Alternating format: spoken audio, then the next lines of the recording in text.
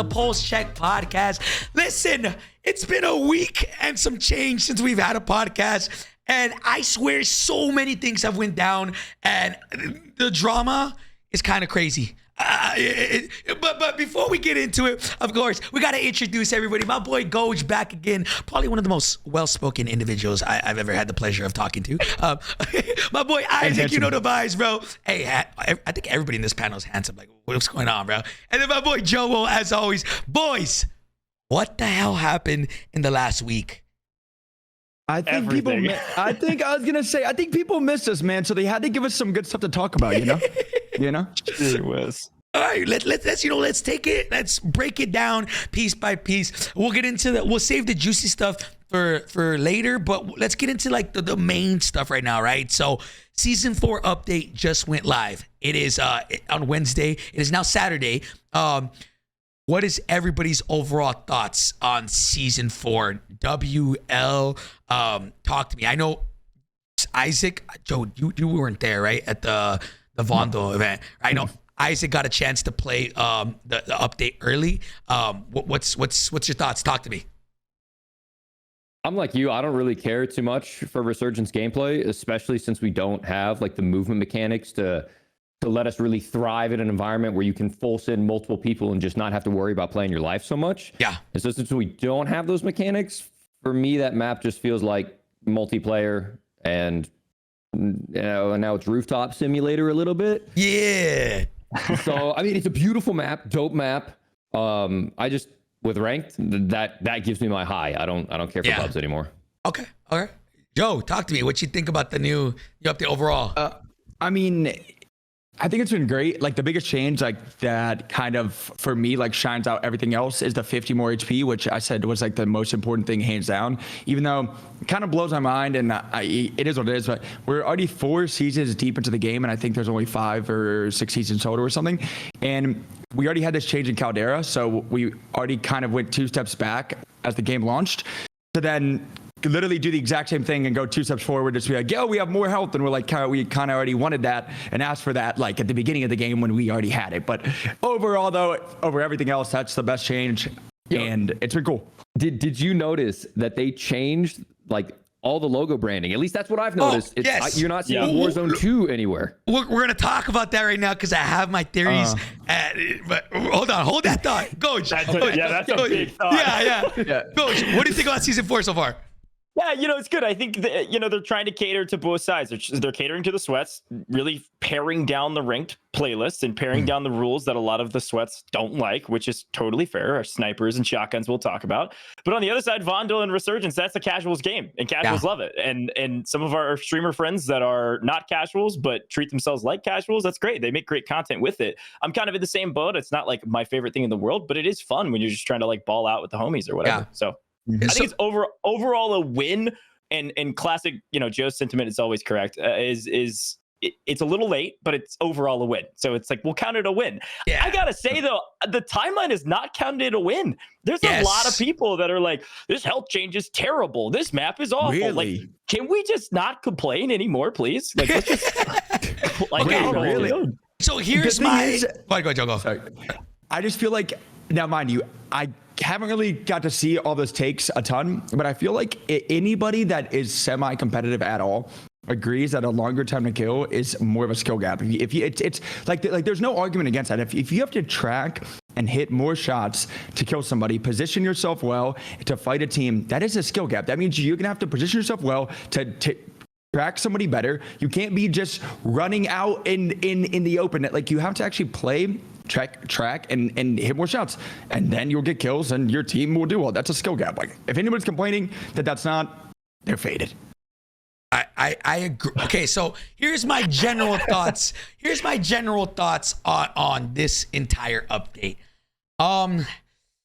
Okay, so obviously I knew I was invited to the Vondel event but couldn't make it. But so I kind of knew already that the health change and the AIs being removed was coming. So that obviously that in and of itself was insane, right? Like that, we were like super happy. We were right, but like after you get past that hypeness, they did say, oh, other things are coming once the update actually launches, right? And so when the update actually came through, I was like, Wait, what else is there? Like, you know, like obviously I don't want to seem ungrateful because the update, those two changes themselves were a huge W. Like honestly, but let me with an asterisk, right? And I already gave this feedback to Activision, and I'm a little upset because, and I feel like a lot of people haven't really looked deep into this, and I'm upset.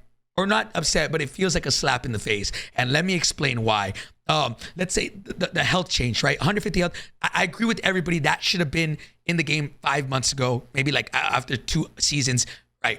But what I'm more upset about is they gave us the 150 health change, but then it's with an asterisk. It's with a but. And I hate that every time they add something that we want, it's always with a but. You know, so the whole 150 health change is amazing. The outplay potential is actually there now. You can turn on kids. I've noticed it from 1 day of playing already. Mm-hmm. Like you can, like if somebody's missing their shots, you are smoking them. Like if you're good, but the 7-second delay change. I don't think a lot of people really understand. Yes, I understand you can use quick fix, but now it's almost like one of those things that you're required to use. It's one of those things. Hey, here is 150 base health change, but we want the game to still play as slow as we like it. So let's add, instead of a 5-second delay, let's add a 7-second delay. So they gave us the health change, but then again, it's almost, I'm gonna say it's impossible to 1v4, but it's like you have to slow down significantly. If you're one shot, you have to run around quick fix or use stims, which again, it's always an asterisk. It's always like a but. And like, it was like, it almost felt like Call of Duty was like, okay, here, fine, stop complaining. Here's your 150 base health, but we're gonna make sure that the game plays as slow as we want it to. Like, you want to get cracked? No. So that's my opinion. What is y'all's thoughts on that? The problem too is this. That's a problem also. But the other problem is for those 7 seconds, your character is literally coughing up a lung you can't hear because like they're healing, right? So like the audio, which we've been complaining about forever. I mean, it is what it is now, but like that's a problem. But also the other problem is as you're trying to regen for the 7 seconds, your character just like breathing super heavy, so you can't hear anybody else around you at all. It's so dumb. But it was, I agree. Gojj, talk to me. Wait. Yeah, I was letting see if Isaac wanted to add to that, but here's my not problem. It makes sense from a business standpoint. Likely they're looking at the actual like pick rate of certain perks or certain items in the game and saying no one's using stims. And probably not a lot of people are using quick fix. So let's give the people what they want, but also try to balance our game. Because I think Activision thinks that the best game is perfect pick rate across the board for the most part. Maybe there's some meta weapons that have some great skins that you're trying to sell, but otherwise, you know, you're pretty much just even across the board for everything. Yeah. And if those things aren't being chosen at all, that's why they probably made that change. But you're right. I mean, it totally changes the way. Now my brain goes to customs, right? Like that's where my head likes to go. And so in customs, we're going to see 6-party central. I mean, we're going to see third parties on third parties on third parties because fights are going to take so long. And that's a good thing because there's a skill gap, but it's also a bad thing because then it's just going to be even more clustered around certain POIs during the game. It's going to totally change the way custom players will play, I think. I agree. Isaac, what's your thoughts on the whole 7-second delay thing? Yeah, so I can see a lot of sides of it, right? So with the longer health regen, they might also be trying to help the aggressor in that situation because, you know, maybe now instead of getting it down with one mag or getting it down with, you know, a few shots with your SMG, now all of a sudden you have to reload. And while you're reloading, you're not in a full tac sprint. So when you're trying to chase this guy down and you want to get that final kill, he doesn't instantly regen, and it's like, shit, I have to mag dump him again. And he's still one shot and mag dump him again. And so it's like trying to prevent, so that way you actually can chase someone down. Yeah. I can see that side of things. But at the same time, if you're not getting the kill and he full regens, like, I don't know, like hit your shots. Yeah, so like here's my question is like in Caldera, right? When they added the 150 base health, was the standard regen 5 seconds or was that 7 seconds? It was wildly different because the same time they added that, we also had like giga stims. Yeah, and so that's what I was gonna say. Yeah, and true. The stims, and like I was talking to some people about this, and people are like, "Well, have you tried running stims? Have you tried running quick fix?" It's totally different for stims because stims in this game, when you take 1 tick of damage, the healing stops. Yeah. So it's not like in Caldera, you could take a stim and then keep running away and maybe take a couple damage and it would slowly tick up and you take a bullet. and you'd have better movement speed and insane slides. So we don't have all that. And then they're like, okay, well, what about quick fix? Well, we can't really run quick fix because everyone wants to run double time because this game plays really slow. If double time was the standard movement, I wouldn't make double time a permanent perk, and then we'll have some variety in the perk packages. But pretty much everyone is running double time because the game plays slow, and EOD because everyone's spamming drill charges, Simtexes, etc. So I don't have the luxury of running. Well, it's actually worse, Isaac. It's not even double time or that. It's high alert and ghost that quick fix takes the slot for. So like, no way. Yeah. So that's why a lot of people aren't using it, because they're like, it's like, yeah, it's those are the quote unquote legendary perks, right? And so it makes things a lot harder, which I get. Like, honestly, I've talking to the devs, right? When we went to Raven Software, they want, it's what Gojj said. Gojj was spot on. They want you to use everything. They want their like not to just use smokes. They want you to use stims. They want you to use fucking literally everything at their disposal. Their ideology is they never want anything to be banned. They want to fix things so that way you can use everything. But at the same time, it's hard to keep we're talking about ranked, right? Not pubs. It's so hard to keep a competitive rule set. It's so hard to be like BR isn't even competitive as it is. Like COD is the least competitive BR probably out there, right? So it's like making this as close to a competitive as possible is hard, you know. So I don't know. No, and here's the thing, man. There is not a single game ever. Like their thoughts on like let's balance everything is impossible. It is literally impossible.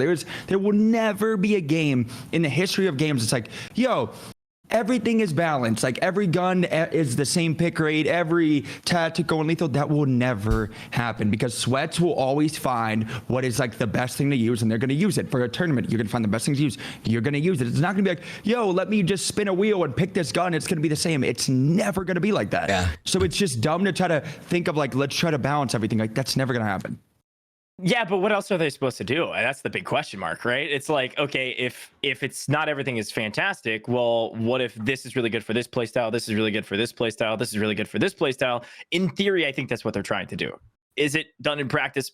Probably not. Definitely not perfect. I think that's what they're fighting for or working towards. Yeah.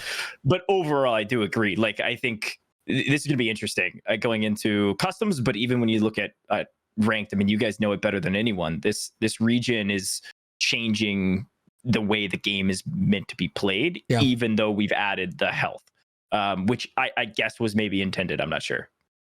Yeah. I mean, look, like at the end of the day, I'm okay with them balancing things and trying to make it, because look, bro, like honestly, the most fun I've had in COD is during that when they try to balance all the ARs in Cold War, and there was like a lot of guns that were technically viable for like 4 months. Nobody knew what was quote unquote meta, right? Obviously DMR was crazy, like, right? But then you could technically use other guns and still get content. I remember that, right? And right now with the whole base health, I've seen people use everything. At least remember, I was gone for 2 days, so things could change. You guys let me know. Isaac, I know, and Joe, you guys are running ranked consistently. When I left on Wednesday, people were trying the Lockpin 5.56. I saw people rocking the TAC V. I saw people rocking the TAC 56. I saw literally everybody rocking everything. I saw on the TL today, there's a new DMR or whatever. So I love that people. Is that still the same now? Or like I've been gone for 2 days, right?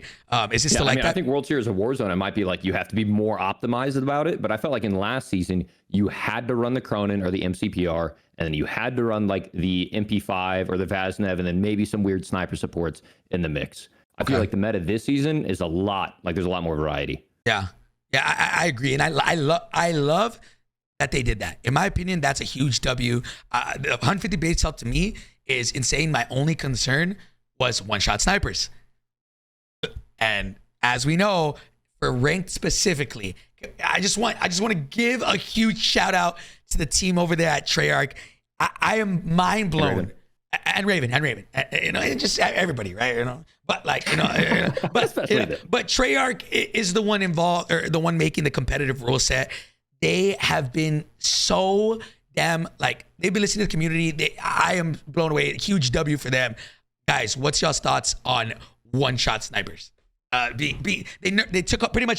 took off explosive rounds So no more one-shot snipers. And then they took off, was it the slugs for the shotgun, or was it, did they just fire ban? breath and explosive rounds. There you go. There you go. At the end of the day, this is still technically a beta season, and future seasons can change and ebb and flow. All this stuff is happening. Like, right, this wasn't a season update. This just happened on a Friday before a weekend. So before you lose your mind, just get out there and play it. Yeah. Because all of this could be changed. Let's say it plays terribly, just give it a try. Yeah. I will say I played 13 hours last night after that update. The best ranked experience I've had in the last 2 months. It was incredible. Can I ask you a question? Was it the best because it was the most consistent, or you just had the most fun playing it? Or both? It felt like kind of like the fire shotties. You had to run a fire shotty because other people were running fire shotties. So It's like, dude, everyone always had to have at least one sniper on their team, because if you had some dude on a rooftop 3 buildings away, it's so high benefit, low risk when you run a sniper. You get to carry 40 rounds. You can carry more in your backpack. You can carry a munitions box. And it's like, oh, but the low bullet velocity and the bullet arc, it's tough to hit. It takes a little bit more. I'll give you that. But one lucky bullet. Or if you're in a intense gunfight with someone else, and then someone sees you from a side perspective, rips your head off, boom, you're out of the fight. Like, it's free kills, man. It's free kills. I think, in my opinion, if we're going to try to be the most, like, if we're trying to make a competitive play, again, in pubs, guys, if you guys are playing pubs, none of this pertains to that, right? But one-shot snipers, if you're playing in the highest caliber lobbies, if you're playing in these sweaty customs, it is the most RNG thing ever. I was playing Wednesday, and I was rocking regular guns. I didn't want to snipe, me and the guys, right? And I'm not gonna say we're struggling, but it was bro, constant. 90, let me be realistic. 60%, 70% of my deaths were just one-shot snipes to the head. Me and the boys all switched to snipers and subs, and we started frying. We started it was literally easy mode. It was literally easy mode. And so I think whenever it becomes to the point where if you're not rocking a sniper, things get a lot harder, or you're at a disadvantage, that's when something's a little OP. Same thing with Cronin. If you're not rocking the Cronin, you were getting smoked last season, right? So now I feel like it's a more balanced. In my opinion, if you've ever watched any of the best customs in the world, if you watch any tournaments, people know it is the one-shot snipers at the highest level. We're not talking about pubs. At the highest level is the most cheese thing ever, because good players, it is so easy to snipe. Genuinely, bro, 90% of the good players have been playing COD for 15 years.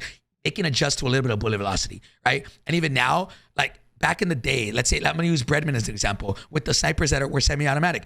I thought that was pretty balanced with the what's that one called? The Gorenko? No. No. The other one. Wait, was it bolt action? Warzone 2. It's still in the game. Signal. APR. The signal. I was about to ask that question. It's about the signal. Yeah, that right there, in my opinion, it's okay, it's not one lucky headshot. It's okay, a teammate tags one, somebody, and then you get the snipe. That's an easy down, right? And then signal, you look at people like Breadman, they're gonna hit 2 shots in a row. Breadman deserves to get those kills because that man doesn't miss, right? Isaac, when he snipes, he doesn't miss. He deserves to get those kills. If you can, you can hit those 2 consecutive sniper shots, in my opinion. But when you have fucking everybody in customs rocking one-shot snipers, and I'm talking specifically at the highest level, it is the most uncompetitive thing in the world, and it can ruin your game completely with no movement. And then sniper, these 3.5x sniper scopes being so cheese. I am incredibly happy they took them out. So many teams are going to actually require gunny and not just, let me post up here and snipe. It's gonna, I feel like it's gonna require actual gun skill. That's just me. So I don't know, what thoughts? I think the biggest problem obviously is, like you said, when there's no movement, sniping becomes a lot easier, of course. But Brett actually came over this morning, and there still may be one sniper that still does one shot, but we may have to put that in the backpack for a while. But don't worry about that. But the Signal 50 though, I think it got more cheesy in my opinion. I'm gonna be honest. All right, so I think it got more cheesy, right? Because of the health change and because the fights are going to take a lot longer. There's going to be third party central, fourth party central, all that. If you have 3 people that can snipe, or even now, dude, I snipe, but I never sniped. If you have 2 people that have a signal 50 and that gun's fire rate is very, very fast, but fast, and there's a team crossing and you guys choose one person and shoot 3 signal 50s over and over and over, you're going to knock them and you're going to fool them if y'all can shoot. And it's not going to be hard. And I think that unless they either ban all snipers or something, the signal 50 will be just as cheesy. Like, IceManIsaac was like, yeah, let's go. Like, they haven't seen a customs yet where there's 2 people that can actually snipe and use a signal and spam. Like, it's going to be just as cheesy. That was my question, man. Are we gonna see a bunch of? I mean, if we're looking at weapon comps per team, are we gonna see 2-3 snipers per team? Like, finally, because even with the one-shot snipers, you weren't seeing more than 1 or 2 teams run 3 snipers, and they got absolutely dumpstered if they did that. Mm-hmm. Yeah, I don't know. I mean, I could be eating my words here in a couple weeks when we find out. I don't think the signal's going to be that dominant. I don't think so either. I agree with you. A few reasons. One, flinch is awful on that gun. Bro, if you get shot once, you're looking at the sky. 2, if you're shooting arms and legs, it only does like 98 damage. So if you have 300 health, that means you have to hit 4 shots. If you're only hitting legs or arms, right, and you're only hitting stray shots, right, it does do a lot to the head. It does like 248 to the head, and I think like 170 to the chest. So technically, you can 2 chest shots someone. Yeah. But the other thing is you're going to burn through a lot more ammo. Because it's semi-automatic and it does less damage per round, that means you're going to have to be a little bit more judicious with your shots as you're across the map, and you're not just going to get that 1 free pick headshot. Okay, precision. And we'll see. I mean, like Joe said, I don't think a semi-auto sniper can be balanced in any respect. It's cheese. It's cheese. It's going to be very cheese. I promise you, every team that sniped, including us, that it's going to be just as cheesy, because that third person that can have out a Lockman or a Rao that has 500 bullets, you guys as a team is crossing it and they're smoking, you live ping them, and then you're spamming signals, and somebody has a Rao and you hit them twice and somebody just taps them once with the Rao and they're knocked, and then you're fooling them. Like, it'll be just as cheese. I would much rather that, though. I'll be honest, like, that kind of adds a balance, a quote unquote balance, because now instead of just hitting 1 shot, you have to hit 2. Like, in my opinion, even though you can somewhat spam it, like, I would much rather that. So I'm like, even though I get hit once, that gives me time to react as a good player. Like, okay, how can I know snipers are coming. How am I going to smoke? How am I as far, instead of just like, yo, team over here, box, 1 shot. It's like, guys, I'm dead. Like, I know it's a little cheese and it's a little weird, but I don't think it can get much worse than what we were at last season. That was OD. The problem is the reason that everybody has smokes, right, is I don't know a single player that ever ran smokes in Caldera or Verdansk ever. Yeah. The reason that people run smokes is because there's no movement to actually rotate, right? So in custom games, everybody has 57 smokes like stored, because if zone pulls away and you have to rotate, you have to throw every single smoke because there's no freaking movement to actually have your team rotate safely. Everybody ran stims and stuff because if teams were shooting you, you could stim. You're running faster, moving faster, everything, and all that works. Now the problem is because there is nothing that can help your team or you get across the map quicker. You have to run smokes, so just tack sprint for 2 seconds and then just jog through it. Like, it's dumb. Yeah, I mean, again, let's kind of go back into that conversation. Go ahead, Gojj, go. Now, the last thing I'll say on that is I agree with you, Joe. Like, overly agree. The only difference with it is that in theory, you're going to have to run multiple snipers, which does change the weapon comp of every team, which could change the balance of the fights. But I agree. Like, overall, I think what you're saying is 100% correct. It's just now you're requiring multiple people to run snipers if you were to want to run that strat. Which is a high risk, high reward. Like, you guys miss your shots. You have people who can actually shoot straight, shooting you while you're trying to snipe. You might get smoked. Like, there's no longer these cheese, like, 1 shot. I don't know. I think it might still be, I hope I don't eat my words right, but it might still be kind of cheese to have the semi-automatic stuff. But I don't think it's going to be nearly as bad as what we had last season. I do think it will change the play style of teams, though, because there's a lot of teams that required on those free picks from distance that they PA'd to score well in World Series Warzone based on the multiplayer. They weren't required to land hot. They weren't required to get early picks. They required to sit in large buildings and get picks, PA them. They go into the final circle with 30 some odd players left, and they already have 8 kills or 9 kills. So. Yeah. I'm excited to see how this plays out. We'll see, Joe. Only time will tell who's right here. Only time will tell. I'm not even kidding you. Just some of the cheese classes that I've been seeing, like just some like low-key cheese, like depending on, we'll see what people are trying to use for the tournament or customs. I wouldn't even be surprised if I saw somebody like even try like an AR build on a signal, like 3.4 sight VOK spam. Like it's cheese. Well, the good thing is, I'm gonna be honest, the great thing about all this and why I'm not really concerned is, bro, like if Treyarch sees that Shunteam's fucking OP, they're gonna take it out. Like they've already shown us with thermals, with obviously riot shields, they took it out at the beginning, but with thermals, with snipers, like they are, if something's crazy OD, they're gonna take it out. At least I think. There's still one thing, in my opinion, that's a little crazy. If we're trying to make night vision scope, I think it's somewhat balanced because it's a 6x and it's a little bit hard to control recoil on that. And then 2, after a certain distance, you can't, whether they have like what's it called, cold blooded or not, you can't see them. So I do think it's kind of balanced. It's way better than what it was before. But obviously, I think cheese. There's only one thing right now that's kind of like is the drill charges. But again. If anything, I don't mind the drill charges because again, they counter like those camping rats, quote unquote. But maybe they're just because right now, if 2 drill charges gets a knock, right? As of right now, they didn't update that, right? Without EOD, I think, yeah. Yeah, so I think maybe just a little bit of a nerf slightly to damage, and they're great. But as of right now, it does get kind of crazy when you have a team with 6 drill charges and like let's say you're fighting a team and they just like spam you, especially the end game when like there's so many people in such a tight zone and like free kills right there when but again, it's just weird. The thing I don't like about drill charges is you don't have to like there's no risk involved, right? With all the other lethals, you have to expose yourself to their line of sight while you throw it. So if you're in a stairway and you're in a big fight, you have to strafe into the stairway to throw that Simtex. You might take a couple shots, you might get picked. Whereas the drill charge, you're just like throwing it on the ceiling above you, throwing it on the floor. There's no risk. I mean, it's a cool mechanic, but like it's corny. There's no risk associated. It's free kills. Real quick too, I'm pretty sure there is one scope that's not that scope that is a thermal cheese that has not been patched.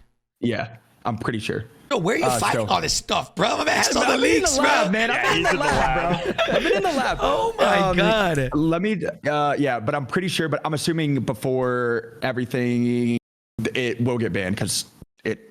Yeah. Oh, all right. I actually didn't know that, but so we went over the health. I think it's a W change in my opinion. Obviously, a lot of people think it's same thing when they did it to Caldera. A lot of people are like, I don't know how I feel about it. It's just getting used to it again. It's gonna take about a week or so of getting used to, and a lot of people are gonna be fine with it. It takes more skill. Even in one day of playing, if somebody misses and you're good, you'll smoke people. Now the whole AI thing, I feel like it's not getting as much love in my opinion that it deserves. AIs are for the most part, AIs are gone. Again, I'm going to say this and I'm going to reiterate this. Do I think that this is too late? Yes. The whole health change and AI change, the whole update itself. This should have been done like season 3. Even like at the beginning. A lot of these things shouldn't even been in the game. Season 1, brother. Yeah, season 1, right? We called this out at Next. Do you remember at Next, bots used to be roaming around the map everywhere, not just strongholds? You'd go into a building looking for a crate to regain and you walk into like 3 dudes with shotties.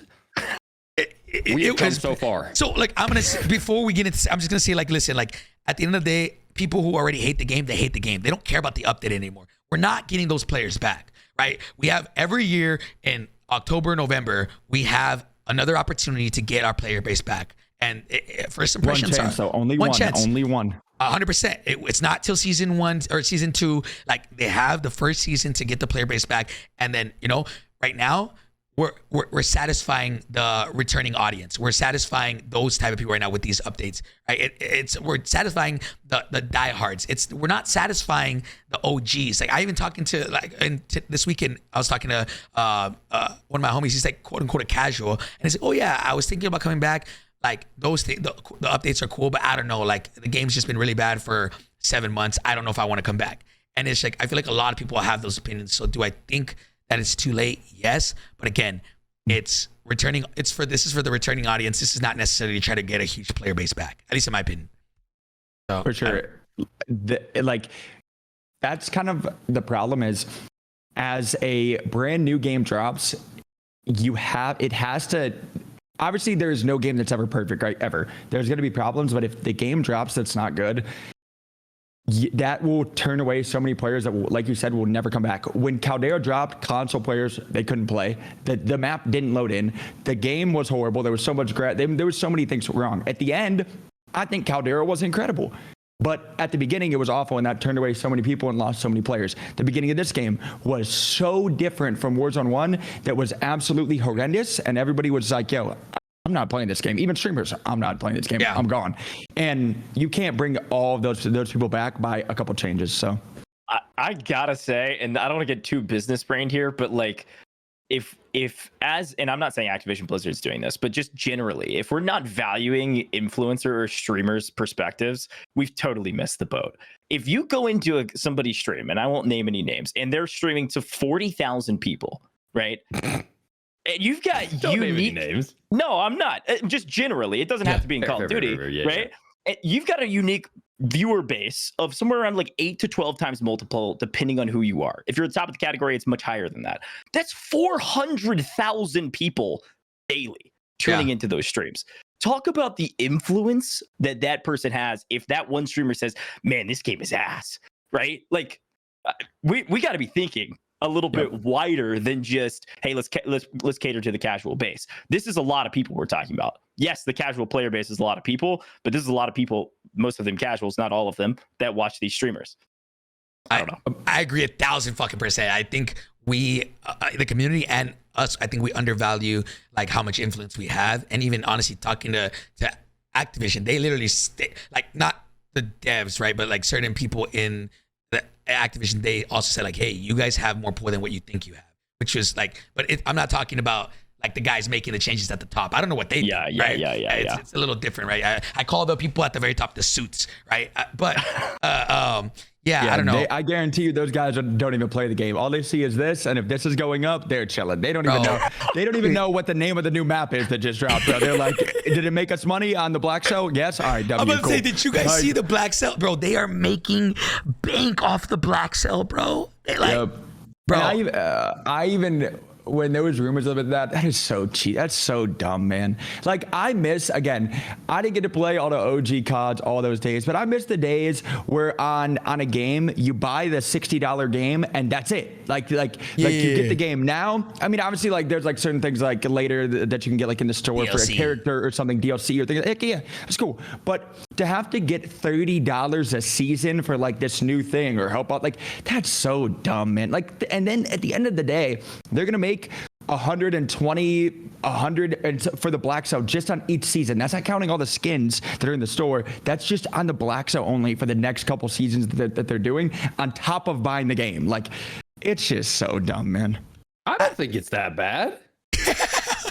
I mean, like when you bought a game 10 years ago, you bought the game for $60. Granted, it was actually polished and done well.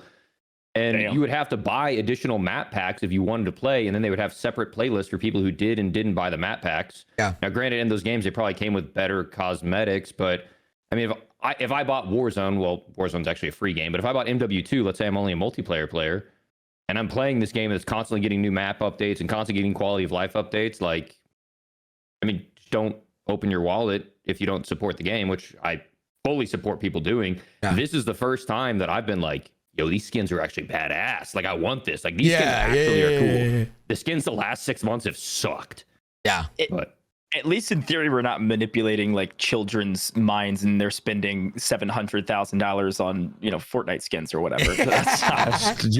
I will say, bro, Fortnite does a great job with skins, bro. Yeah. Oh, yeah. Oh, They have but my problem is that you can't buy it with coins or the things in game. You have to spend money. It's $30. There's no you can buy COD points that you could use later on skins or later. You have to spend $30 on it. Donezo. So I just think that's I don't know. And now that it's been going so well, they're gonna keep doing it. So I just for personally, sure. I think Black Cell was one of their biggest successes this year, and so I think going forward that shit's just gonna be, whether they name it something else, every season there will be something like that because they make so much money off of that, which I mean I get it from a business perspective. I just okay, well, I don't know, as far as if we're getting into cosmetics, I just think they could be doing so much more. For example, I'm so glad they did the parachute cosmetics finally, but you have to buy it in Black Cell. You can't do regular. I would hope to see them add more trails, gloves, random stuff that you can change in your character. I know sometimes you can't see certain things, but look at Fortnite and how much money they're making off of random stuff that they do, back blings, all that stuff.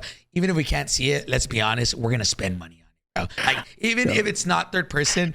If I, for example, the Tim the Tatman skin, the penguin backpack, if I could take that penguin backpack and put it on something else, I would be so happy. And there's so many different things that you could do with that. Even, bro, his skin on the MP5 has his logo as the laser, bro. You that kind of stuff, so to transfer the laser over to another gun and have your favorite streamer's logo and all that. That stuff would be so cool. But I can't see us getting there. That'll never happen again. Yeah, we're never. We're never getting creator skins ever again. Let me just throw it out there. Maybe celebrity skins, but not anyways, okay, let's continue. AI bots, amazing, huge W. Let's get into real quick the Vondel thoughts. I personally, obviously we talked a little bit about it. I haven't really played Vondel too much. I'll be honest, I haven't played it at all. I've heard a lot of bad things. I've heard some good things. The biggest takeaway that I've gotten from Vondel is that it's too rooftop campy. And I think obviously with Resurgence game mode, that amplifies it ×5 because you can respawn and just land on a roof. But I think for BR, it might actually play pretty decent. Again, I have to play it, but I don't know if you guys have played it at all. I will say, let me add to this. I love the new rule set change for Resurgence. If you're a solo, you get solo rules. If you're a duo, you get duo rules. That's amazing for solo squatting and just content. That's a huge W. You don't have to be constrained to just, I want to, if I can't find a squad, I can play solo squads, even if I might get smoked, but I have the solo rule set. So I don't know. Have you guys played Vondel? I've played a lot of it. It's good. I think the only problem is there's not a lot of actual ground. So there's buildings everywhere, but there's not a lot of open areas that's ground or trees or forest. If they did something like that, I think it would be great. The other problem is because there's so many buildings, to get on top of a building, you have to take a zip, which we all know that animation is trash. Because as you get to the top of the zip, you can't, you can shoot them by hip firing, but that's not gonna, it takes so long. What I would love to see, what would ever happen, it would be grapples in the game. You grapple on top of a building, say that you found something as a grapple, and even keep the cheese animation mantle thing in the game, sure, but if you can grapple onto a side of a roof or building and then mantle up, it would make Vondel so much better. But I think there's just not a lot of open. That would be cool, but that's not happening though. But it's not right if they had more open and less buildings. And I'm not saying all, because obviously it's very building based, but if they just had some more open space, I think it would be amazing. I agree. I honestly, look, man, like the updates, it was a huge W. I think obviously for transparency and everybody watching this, whether it be live or on YouTube, I think one thing that everybody needs to get through their head is, I've said this already in the last 3 podcasts, don't expect movement changes. And it sucks to say that, but going to Raven Software, hearing what everything, at the end of the day, remember, everybody, there's a lot of studios that work on the game, but there is always one quote unquote head studio for that year. This year, that head studio is Infinity Ward. Their goal, look at DMZ, look at the way that plays. Their goal was to make a slower tactical shooter. That is their ideology, whether you guys agree with it or not. I know it sucks. I trust me, I want movement, but I don't expect. It's I not know. even just movement though. It's not even. I saw people say, and I haven't even played the COD since the first CODs. They took out reload canceling, and this is the first time that's ever been taken out ever. So it's not even just movement. Like there's been so many things people have been loved COD for forever. And do you know how many times I die now because because I'm fighting somebody, and especially now with the HP change. Knock somebody, full sprint, somebody else comes in, and you're like mid reload, but then you try to like why from it, and then you just die. Like, and that's been like a foundational COD thing forever. And like this was like the first COD that like things like that. It's like it's not even just moving. Like I feel like they just changed the whole. Yeah, so I will say I was at IW headquarters for the first time in LA. I was shocked they invited me because not only have I been critical of the game. And I'll give the game its gas. I've never been a sellout for it, but like I've been very critical of the game, but I've also been very critical of directly IW. So I am floored. Like the whole, like drama about Charlie Intel not getting invited kind of surprised me because, brother, I call them out by name. Well, not by name. Don't use individual developers' names, but I use development studio IW constantly. I will say that while I was there, I pushed this narrative. I wouldn't even call it a narrative. I think it's the truth. But I'm like, hey, it doesn't matter how beautiful this map is. If you don't change the way this game feels, people won't come back. You could put us in Verdansk, and if we're just doing the same mantle, slow gameplay, like it's not going to bring that many people back other than a little bit nostalgia trip. And that got shot down hard. Like, no, man, we'll consider it. It's not happening. Like Hector said, like just don't get your hopes up. They don't fuck with movement. Gojj, go ahead. I got a question. And this is maybe out of pocket. I don't know. Do you think they were just trying to jump the gun? Like, do you think they were trying to hit the next wave of what quote unquote is coming from a genre standpoint? Because everybody's been saying for a long time that tactical shooters are kind of next up after BRs. Were they just trying to like jump the gun and be like, hey, let's be first? Yes. I think so. Yes. I think so. The problem is that your game will explode. Like the only way that your game explodes is if it caters to the casual audience to an extent. The great thing and why Warzone 1 was also huge in Verdansk was you could sit on a building and snipe. And that's perfectly fine. You don't have to be cracked out double YY movement side cancel.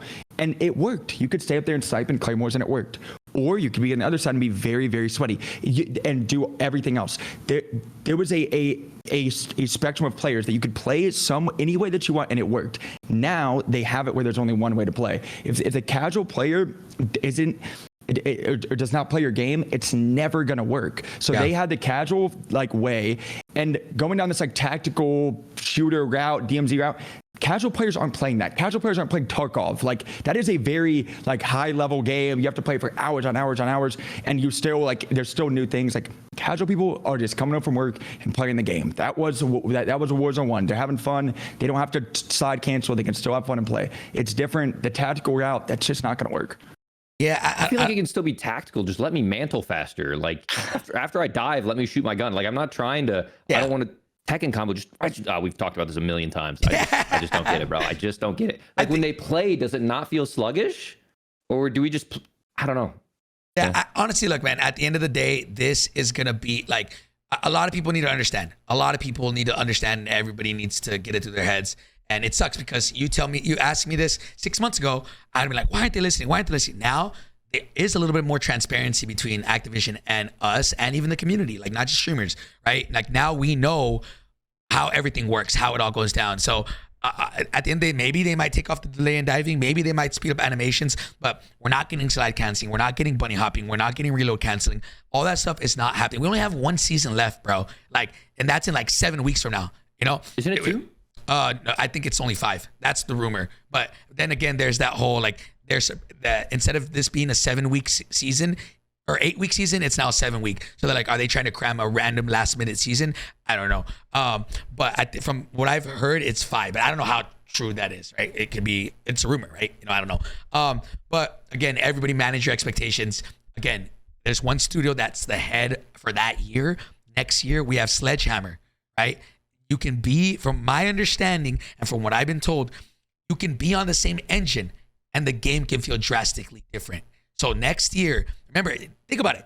There's still a beta. The beta for Modern Warfare 2 felt drastically different than right now. You can slide cancel, you can bunny hop, you can like there was so many different. It felt different, right? That's on the same engine that it is now. So next year, Sledgehammer is going to be the head studio that's in charge, and whatever they want their game to feel like is how they're gonna feel like. I will say this. They tweeted out maybe like a couple months ago, like they were like, "Oh, AW movement is chef's kiss."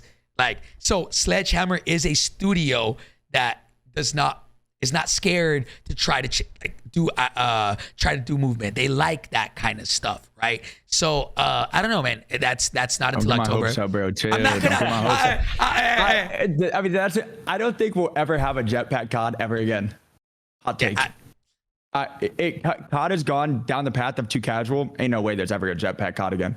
Because I feel like the skill gap of a jetpack COD, like I wish I played during the Black Ops 3 days, bro. The movement and camos and skins was insane, bro. The movement in that game, everything with all like that game is amazing. Even like seeing clips now, I'm like, dude, I wish I would have put like imagine a BR on Black Ops 3 movement, like that would have been insane. But I feel like it's already down the path from Warzone 1 to now, how difference of it just kind of style play and how casual it's gone. There's no way it goes to there and then they backtrack to jetpacks. Like, ain't no way. Yeah, there's a lot of people in here like that hate jetpacks. I love jetpacks, man. That was incredibly fun for me. Obviously, it's a huge skill gap. But do I think they ever do it? If any dev team is going to do that, it's probably going to be Treyarch. They're kind of known to have wider skill gaps, you know. But yeah, again, they're making 2024's game next year, not this November, but next November. We'll see what they decide to do. Obviously, it's already in development. Whatever they decide to do, they're gonna do. But again, I don't expect anything too crazy until there is a change in the head department or the head studio. So right now, obviously, Infinity Ward's in charge of this year. They want to make their game however they want to make it. Next year, Sledgehammer, or this November, this October, they can do whatever they want once that comes out, and then so forth and so on. So just thought I would manage everybody's expectations so nobody's freaking out in the future. But all right, let's. Question though. Go ahead. I'm sorry. I'm still kind of confused, and I guess maybe this could kind of go into that thing. But I thought that this Warzone and this COD was a 2-year cycle game. And now I'm seeing rumors of, like you said, the next game, Sledgehammer, the new like Warzone rebranding. I'm still confused how that works. So there's no Call of Duty never officially came out with a statement saying it's a 2-year cycle. It was rumored. There was a lot of stuff that it was like almost confirmed, but Call of Duty themselves never made an official tweet. It was just a lot of rumors. So that way, like when it came out, that's where there was a lot of confusion, because it was like, it's like, okay, for example, it's like right now there's so many leaks about the World Series Warzone being in London. It's not confirmed yet. Call of Duty hasn't said anything, but like everybody's like, oh, it's almost guaranteed, right? So same thing with this. Call of Duty never actually said anything. So that's where that confusion came from. So yeah, but from what I hear, might just be the exact same thing, just with Sledgehammer in charge now, and they can do whatever the changes they want. So yeah, that's it. But anyways, let's continue. It's a good engine. It's a beautiful game. I like the guns. Maybe some new DLC weapons. Like the map is good. Just, I mean, it's just the little stuff. It's the feel. It's the feel. And think about it. Remember in Verdansk when Cold War first got introduced, and the OTS, the strafe speed, the movement speed on that, the Mach 10, the movement speed. Hey, maybe, you know what I'm saying? You're outrunning a train with that bad boy. Come on. Yo, I'm telling you. And so think about it. I don't know anything about that COD devs, but if they love movement and they've been scheming up for a while, like, yo, this game's terrible, they could bring just a new set of guns in that's like have that's kind of style of play, and then it just gets changed to their guns and has strafe speed and all that again. I don't know. Yeah, again, at the end of the day, Sledgehammer, come October, November, whenever it comes out, they choose whatever the fuck they want to do. They choose however the game gonna feel. I'm not gonna get my hopes up. I'm just gonna wait and see. But let's move on to the next fucking topic, because I feel like we talk about this all the time. Warzone changing their branding from Warzone 2 to Warzone just flat. Is that a cry for help? Because as we've seen, the sentiment behind Warzone 2 is so down bad, and it's like shattered at the moment. Like nobody likes Warzone 2. Did they change it back to Warzone because it might bring back in the casuals? I think that they are like, the game should have never had a quote unquote like new Warzone 2. Like every BR is just Fortnite Apex Legends. It's not Fortnite 2 or Fortnite 3. It's just like that's the name of the game. So like doing like this path of like Warzone 2. So then what? In like 3 years, it could be like Warzone 3, Warzone 4. Like that just sounds dumb. Like if it's a BR that they're trying to have for 10 years or like who knows now, it should just have one name: Warzone, Apex Legends, Tarkov, like all that. There's no 2, 3, 4, 5. It's not a sequel, right? It should have just been that. And now I feel like going back, I don't know what they're doing, but they could have done all this stuff and just had the name Warzone. I mean, there's a reason for it. Go ahead, Isaac. Yeah, I agree. Like I think it's cleaner that way. And basically, like if you don't like the way Fortnite plays now versus 2 years ago, sorry, brother, the game is evolving. It will constantly evolve and shift and ebb and flow. And I think it's cleaner that way with Warzone as well. I mean, granted, we are kind of regressing back to things like Warzone with getting things like 150 HP and no AI. So maybe they're heading in the right direction by heading backwards. But I was taking a look back. I was trying to see like what Warzone Mobile looked like from a logo standpoint. Like, I wonder if they're just trying to like combine all of their different like IPs. Warzone Mobile. All Warzone or all Call of Duty, regardless of what play style or what console or whatever. Yeah, I mean that makes sense. I mean, you have to think about it from a business perspective. Like there is a reason for this, right? There is a reason why it changed, because there's no way that they would spend so much money, so much marketing something as a 2.0 version if they're just going to switch it back 7 months later to a regular, like back to the normal name, Warzone, right? So there's a reason what that is. Obviously, I don't know if this plays into it. Maybe they have harder numbers, but in YouTube, you look at search numbers, Warzone by itself is searched way more than Warzone 2. Warzone 2.0, like, and yeah. Warzone, regular Warzone gets way more clicks than Warzone 2.0, and so I don't know why they did that. They would have the reason behind it, but it might just be because there's such a bad sentiment to Warzone 2. They might be trying to hopefully bring back a little bit of the player base by just naming it back to Warzone. Yeah, and like, are we dropping Warzone 3 in a year or two? Like, no, I'm saying exactly, there's no way. Exactly. Like, I think it's just, hey, this is Warzone. We called it Warzone 2, and maybe they're just gonna go away from that. Also, nobody's trying to find the zero or the period on their keyboard when they're typing stuff into YouTube. That's just not happening. Let's be honest. If Warzone 2 dropped and it was actually incredible, I think they would have held on to it. But they was post Caldera. They're like, holy shit, everyone hates this map. Anti-cheat was struggling for a long time. We are down bad in Caldera. How do we get people back? If we just said it's a new map, I don't think enough people would have come. Honestly, I don't think enough people would have given the game a new try. So if they actually would have nailed Warzone 2 and Warzone 2 was thriving, and a lot of games have been thriving during this time. Apex hit their peak player concurrence like 3 months ago or something. Counter-Strike did as well, and Warzone hit all-time low. So it's not like gaming is dying, just Warzone is. It's on the up. I'm very, very happy. Keep doing good things. All right. Yeah. So we'll see what happens next year. Aside from that, season 4, in my opinion, very big W. 150 base health is a fat dub. The AI completely removed. Great. How did they up this? I don't know. I would be so shocked if next season 5, they add some type of movement update. I would genuinely be mind blown. That's the only way I see it, like, quote unquote, getting better. But I don't know. Yeah. NYSL beat face. Yeah, I saw that. That's crazy. Beat face. Which is nuts. But boys, let's move on to the next subject. All right. So we went over to season 4. Boys, what y'all think about the Rostermania started? Dude. Let's get into the World Series now. Let's get into like all the nitty gritty stuff. What's up? What's up, boys? That's been coming for a long time. Word on the street.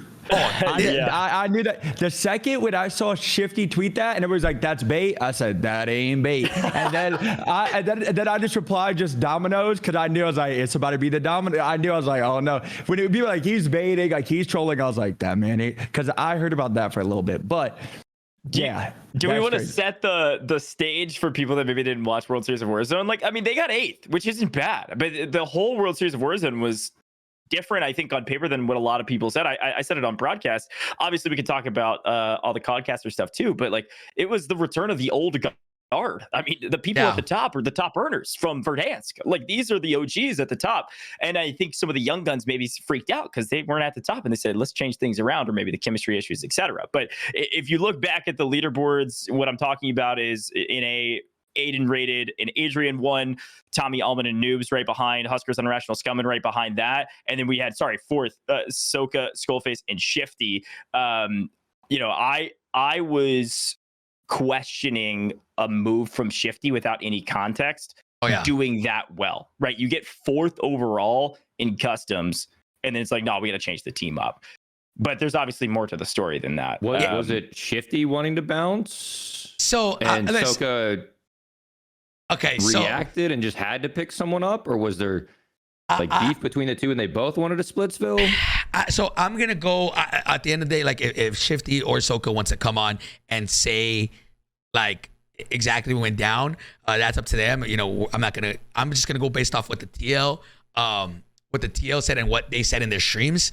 But from what I heard about their streams and things like that is they had beef even before Soka and Shifty had a little bit of some hitches going into the World Series of Warzone. If you look at back, they never played together in ranked. They are barely, at least.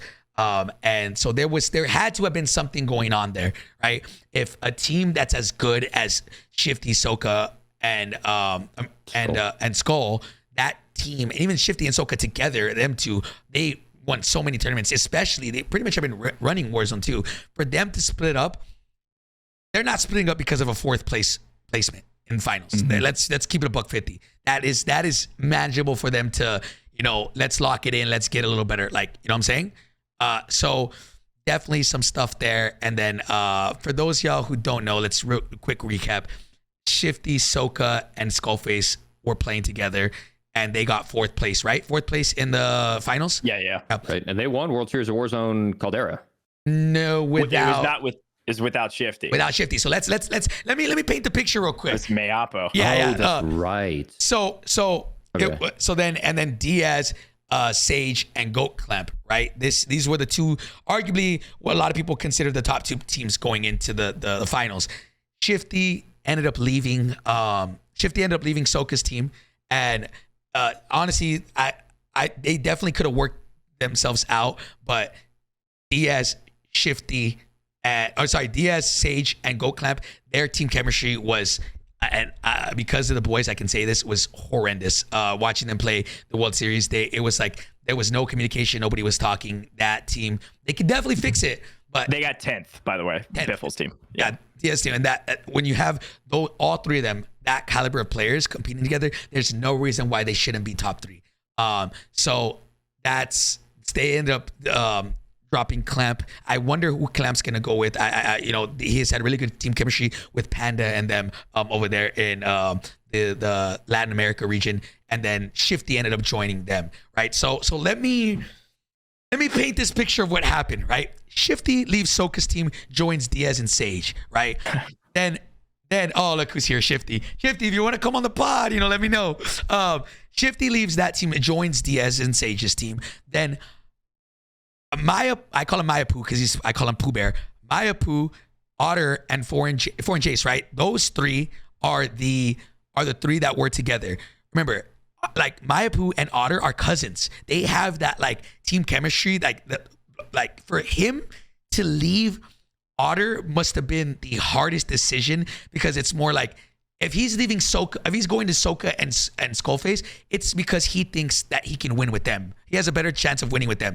So it's like, okay, do you choose family or do you choose having the higher chance of winning? And they got 8th. So like, these are all teams inside the top 10 from the tournament that are moving people around. They were doing horrible. That's right. It was the last correctly. Mayapo, Otter, Jace were doing atrocious. And then they went massive, game 6 and dropped like a 60-point game? Yes. Yep. Yeah. And so and I say atrocious for their skill level. Like, they should be up there. Yeah, they weren't top 25 until last game is what Shifty said. That's a thing too, is not Gojj. It wasn't Gojj, but it was a couple. I don't want to throw the caster there, but like, okay. Hey, don't talk about me. I've known Maya and Otter since I first started gaming. Those dudes are literally genuine dope dudes. Jace, they're all demons, bro. But I was hearing some wild cast be like, yo, Jace, Otter, and Maya, like, they've been struggling all year in Warzone 2. I'm like, Jace in customs, it's like top fragging, like I'm like, what? Like all those guys are absolute demons, and I was surprised to see them split, but like that was the most wild take ever. So I just want to give them some gas real quick. All three of those players are freaking insane, and I was seeing some insane stuff on Twitter, like they've been really underperforming in Warzone 2, and I'm like, what am I hearing right now? So those guys are diffy. So I'm gonna just gas them up real quick. A lot of people don't know this, and I feel like, bro, remember, Skullface, Hisoka, and Mayapu, they won last year's World Series of Warzone. A lot of people don't know that. Like, they won it. They won it. So, like, running it back this year, you know? 100% makes sense. The thing that's in everybody's mind, too, is the CDLR, too. Like, I think that's where you get... Because everybody's thinking in Veiled. When you hear, like, Sage's name or, like, any of the people at the top, that was CDLR stuff. So if you go all the way back to World Series of Warzone, yeah, Mayapu was winning that. So I don't know. These teams, in my opinion, I'm gonna go over all three of those teams, right? Sage, Diaz, and Shifty. I had this conversation with them, right? And I literally told them, I said, you guys, in all respect to Shifty, because he was in the call when I said this. I said, you guys don't need a fucking another Slayer. You guys needed somebody in IGL who's gonna be vocal as fuck, because y'all motherfuckers couldn't even make it to end game every game, like, right? Like, it's different than ranked. And so they agreed, and they were like, yeah, but the thing is Shifty and Sage have pretty damn good team chemistry, and overall, their comms are going to be pushed up significantly with Shifty as a trio. But I literally told Shifty, I said, bro, it's gonna be all on you to get those two motherfuckers to talk more, because if Diaz is not comfortable with you, he won't talk. Like, he's very quiet. And then Sage sometimes can get tunnel vision and won't talk as well. So that team, I can see them fucking winning it if Shifty can literally make sure that these fools are not quiet. I don't know. What's y'all's thoughts on that team? Be brutally honest. Be blunt. Like, Gojj, go ahead. What do you... It's funny. I always have a lot to talk about when it comes to, like, customs. I want to hear, like, competitor wise, like, what these guys think first. Cause, like, I think you're right. And I think on paper, a lot of people would say that team's got a lot of potential, but they got to pop off, and they might be hot or they might be cold. But from a competitor standpoint, I mean, you guys go against these guys all the time. I mean, Joe, in particular, you were running a ton of tourneys for a while there in a row. Like, what do you see from a trio like that is that on paper, like Hector was saying, it's very, very hot, very aggressive. And if it's not going their way, you're not even going to see them in top 10. Yeah, so I think obviously three, like you said, those guys are different, all demons. My only thing that I see is they need somebody to step up, I'm assuming Shifty, as an IGL, and be like, yo, we're doing this, and they all have to be on the same page. I hope that does happen, and I have been seeing all of them grind like ranked all the time as a trio, which is important, I think. Obviously ranked, and I've said that for a while, ranked and the World Series, how the game plays compared to ranked and then the tournament's so different. But to just know like how it like each other likes to play during fights and stuff, as you play more ranked and grind, and then have like very sweaty lobbies later and fight like more top 250 teams, and if y'all are frying them, there's gonna be other tournament teams in those ranked lobbies, like that's gonna help. But I think the biggest question for me is like, if they don't have somebody that like IGLs and has everybody on the same page, and like their vibe, I think it's key, where if a couple games do go bad and like they're like either like all like pissed and nobody's talking, I think that can be a problem. But obviously if somebody like IGLs for them and they get on the same page, they're gonna be super dangerous. Isaac, talk to me. I mean, obviously like the IGL part of things is really important, but even more so now that snipers are out of the game, they're such a mixy and mechanically talented team. Even if they're kind of worse on their rotations, you know, depending on how corny the meta gets with LMGs and signals, like they'll probably be able to get away with a little bit sloppier gameplay because of that raw gun skill. But I don't know, stuff gets weird in World Series, man.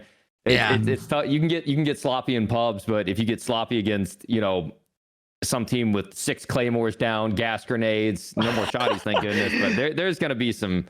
Yeah, like there's too many people. Yeah. Like if you look at the in game, I mean, we got to 5th, 6th circle. I mean, gentlemen, we've got 50 people still alive. Insane. What are we talking about? So yeah. Sorry. There's no practice for that at all. You can't practice to have 90 people zone 4, or like 100 people. Like there's no practice. And that's the nature of the problem, is that nobody can field or a little bit scared to field 150 player customs. The only place we've seen that is the World Series of Warzone, like custom qualifiers, and then the finals. And the custom quals weren't even close to the same caliber comparatively to the finals, right? So it's night and day. Yeah, night and day. My perspective on that team is really simple. Shifty's a top earner in Al-Mazrah. He's number 2 behind Hisoka. 3 was 4 in Jace, by the way, to tout what you were saying. Jace, you're a demon. I hate when people. Next level, man. I was getting pissed. I was like, yo, what? I was watching the bracket. Like, they struggle all year. I'm like, dude, what? Those guys are freaking insane. So anyway, yes. Yeah, Jace's got like 40K earned on this map only. Like next level, he's ahead of a lot of the OG names that you know and love. Like he's ahead of FIFA Kill, etc. Sage is sitting there like 6th overall earned, has a ton of experience. I will still say this to this day, no questions asked. I think Sage is one of the best players, if not the best player on the map at any given time, depending on how his team is operating. But that doesn't translate. Isaac said it best. That doesn't translate to World Series of Warzone. World Series of Warzone Customs is totally different. I've seen Sage do things that I personally have not seen hardly anyone else do. That doesn't change the fact that he may or may not do well in customs, because what he's doing on the map in pubs or ranked, etc., you can't do in customs. It comes down to a very, very strong lead and your strategy going in. The teams that did well during World Series of Warzone were the teams that raked in a ton of kills early, whether it was snipes and PAs or if it was taking the right team fights that were done quickly. Those are the key things where they're walking into the mid game where they can slow it down, set up for in game with double-digit kills already, and then you just last till top 5 if you can. If top 10 get those multipliers, you're farming points. Mayappo's team got top 10 only because of a 46-point game on game 6. The other teams inside the top 10 mostly were pretty consistent all the way through, besides, like TBE dropped their massive 60 some odd point game that kept them there no matter what they did. But overall, you got to be dropping double-digit kills. And the only way to do that is to find eliminations along the way that are quick, easy, you can get done with, and you can't get third party. That's going to totally change with the new stage 2, with the new health changes. I think, bro, the new health changes is going to make things a lot better. I'm going to be honest. And the sniper changes, if there's any team that got a significant buff, it's that team. Like, they don't snipe in general. And a lot of the times, we actually went back and looked at the analytics. Diaz got sniped out of 15 deaths. I think it was 10 of them were snipers. And then Sage, out of 14 deaths, it was 7, I think. So it's like a significant amount of deaths have come from snipers. And now that that's not going to happen, now it's like, okay, who got the gunny? Even with snipers still in the game, you can still snipe, but it's going to reduce that number significantly because so many people are not going to be sniping, and it's going to be forced to use actual guns, right? So that team, again, for those of y'all who don't know, Shifty might still figuring out how we're going to make it work. But I agree, in my opinion, playing all the customs, I'm going to say this, the ones that matter, right? Playing all the customs, team chemistry is literally everything, truly. And if you guys are homies, it does play a big part. And Shifty doesn't even know Diaz like that, yet, right? Shifty, for those, I feel like if you were in the stream, you already know this. For those of y'all who don't, I will more than likely be moving Shifty in for the next couple months, and he's going to be staying with us. And so Shifty, Sage, and D can all be together constantly. I'm going to be having cookouts for these fools. Isaac obviously come through. We're going to be having cookouts for these guys just for them to get the team chemistry up and go from there. And so hopefully that transitions to that. But hopefully that team can get a little crazy. And we're going to be doing vlogs every week from now on. I started a weekly vlogs from now on. I'm going to be going back to that, kind of documenting the whole process, whether the boys do good or not, right? It's just people want to see this kind of thing. So, but that's a YouTube channel that we should subscribe to for those vlogs. That can maybe be linked in chat. Exclamation mark YouTube, or just Repullze on YouTube. Yeah, I'll put that on there. But what do y'all think about now Soka's team? Or Gojj, you were about to say something. Go ahead, sorry. No, I'd rather talk about Soka's team first. I was gonna shout EU. FIFA. or not FIFA, sorry, Juki's. We definitely will get into EU after that. I was gonna say I want to make sure we spend a moment on EU because I think we all watched it to some degree and it was nuts. But yeah, I mean, talk to me about what do you guys think about the change? I mean, Mayappo moving in was the only option that made sense to me, and it is exactly what happened. Let me start with this quickly. In my opinion, that team, I don't think got better or worse. I think that team, if anything, with Shifty's and Soka's like quote unquote beef, maybe got better from a team chemistry perspective. From a raw skill point of view, I think that team kind of stayed the same, in my opinion, right? Based off what I've seen. Again, you guys can disagree. Like what's going on? You guys let me know. I think that I guess we'll see, but I think that they got more structure, I would say, because he is more of like a very like quiet slayer. And like I said, I was getting pissed off. So I was seeing some, but like that guy is a demon, bro. I've been playing against him since Blackout. That guy is insane. And I feel like now they can take the role of like more structured, I guess you could say, and have like a quiet comms person that will just do the exact thing that they're just like kind of supposed to be doing and frying. And I feel like I was seeing some clips of them like prior where they were like arguing about like certain calls and like all that kind of stuff, and I feel like they got better structurally, but guess we'll see. Isaac, what's up, bro? No, I think that's a good take. Yeah. That's it. Hey, I'll be honest, I think it's a good take. I don't want to ramble just to ramble. I think it's a good take. Yeah. Okay. Gojj, talk to me. Yeah, I agree. I will stick to that same mantra. I think that team makes a lot of sense. We've seen it 1,000 times that the teams that lack chemistry but have the raw gunny don't work in customs ever. I mean, period. Now, and I think we can maybe translate this to the similar topic. You had Scummin on here. The boys fragged, and they killed it. Now, was that a lack of chemistry that they overcame? I think it was more of like, I don't remember who said it on the podcast. Somebody said on the podcast, like, hey, if they stick together, they're going to kill it because they got all the beef out. There was nothing hanging in the air. There was this like unspoken issue that they had. It was like, hey, they got it all out there. Now it's just time to ball out. And they're all good at balling out. And they've got years of experience together and they did it. Yeah. I mean, that team, again, I'm really excited to see that. I'm glad there's quote unquote storylines now, right? We got like that team. I don't know. I honestly don't know if they've squashed their beef. I don't know if they're still homies or anything like that. I think that's up to Shifty and Soka to talk about. But those two teams, again, from a raw slaying perspective, are going to always do good. And in my opinion, they got a minor buff. Soka's team with the team chemistry. So again, I don't really know what to say about Shifty's team, or now Diaz and Shifty and Sage, because technically that is a buff considered that those are, if there's 4 players that are at the top, those are 3 players that are in the top 4 right now, in my opinion, right? But again, it doesn't matter slaying potential individual skill, like it all matters about team chemistry and how you guys perform. But yeah, so guys, anybody else who we have, any other roster changes, any big names?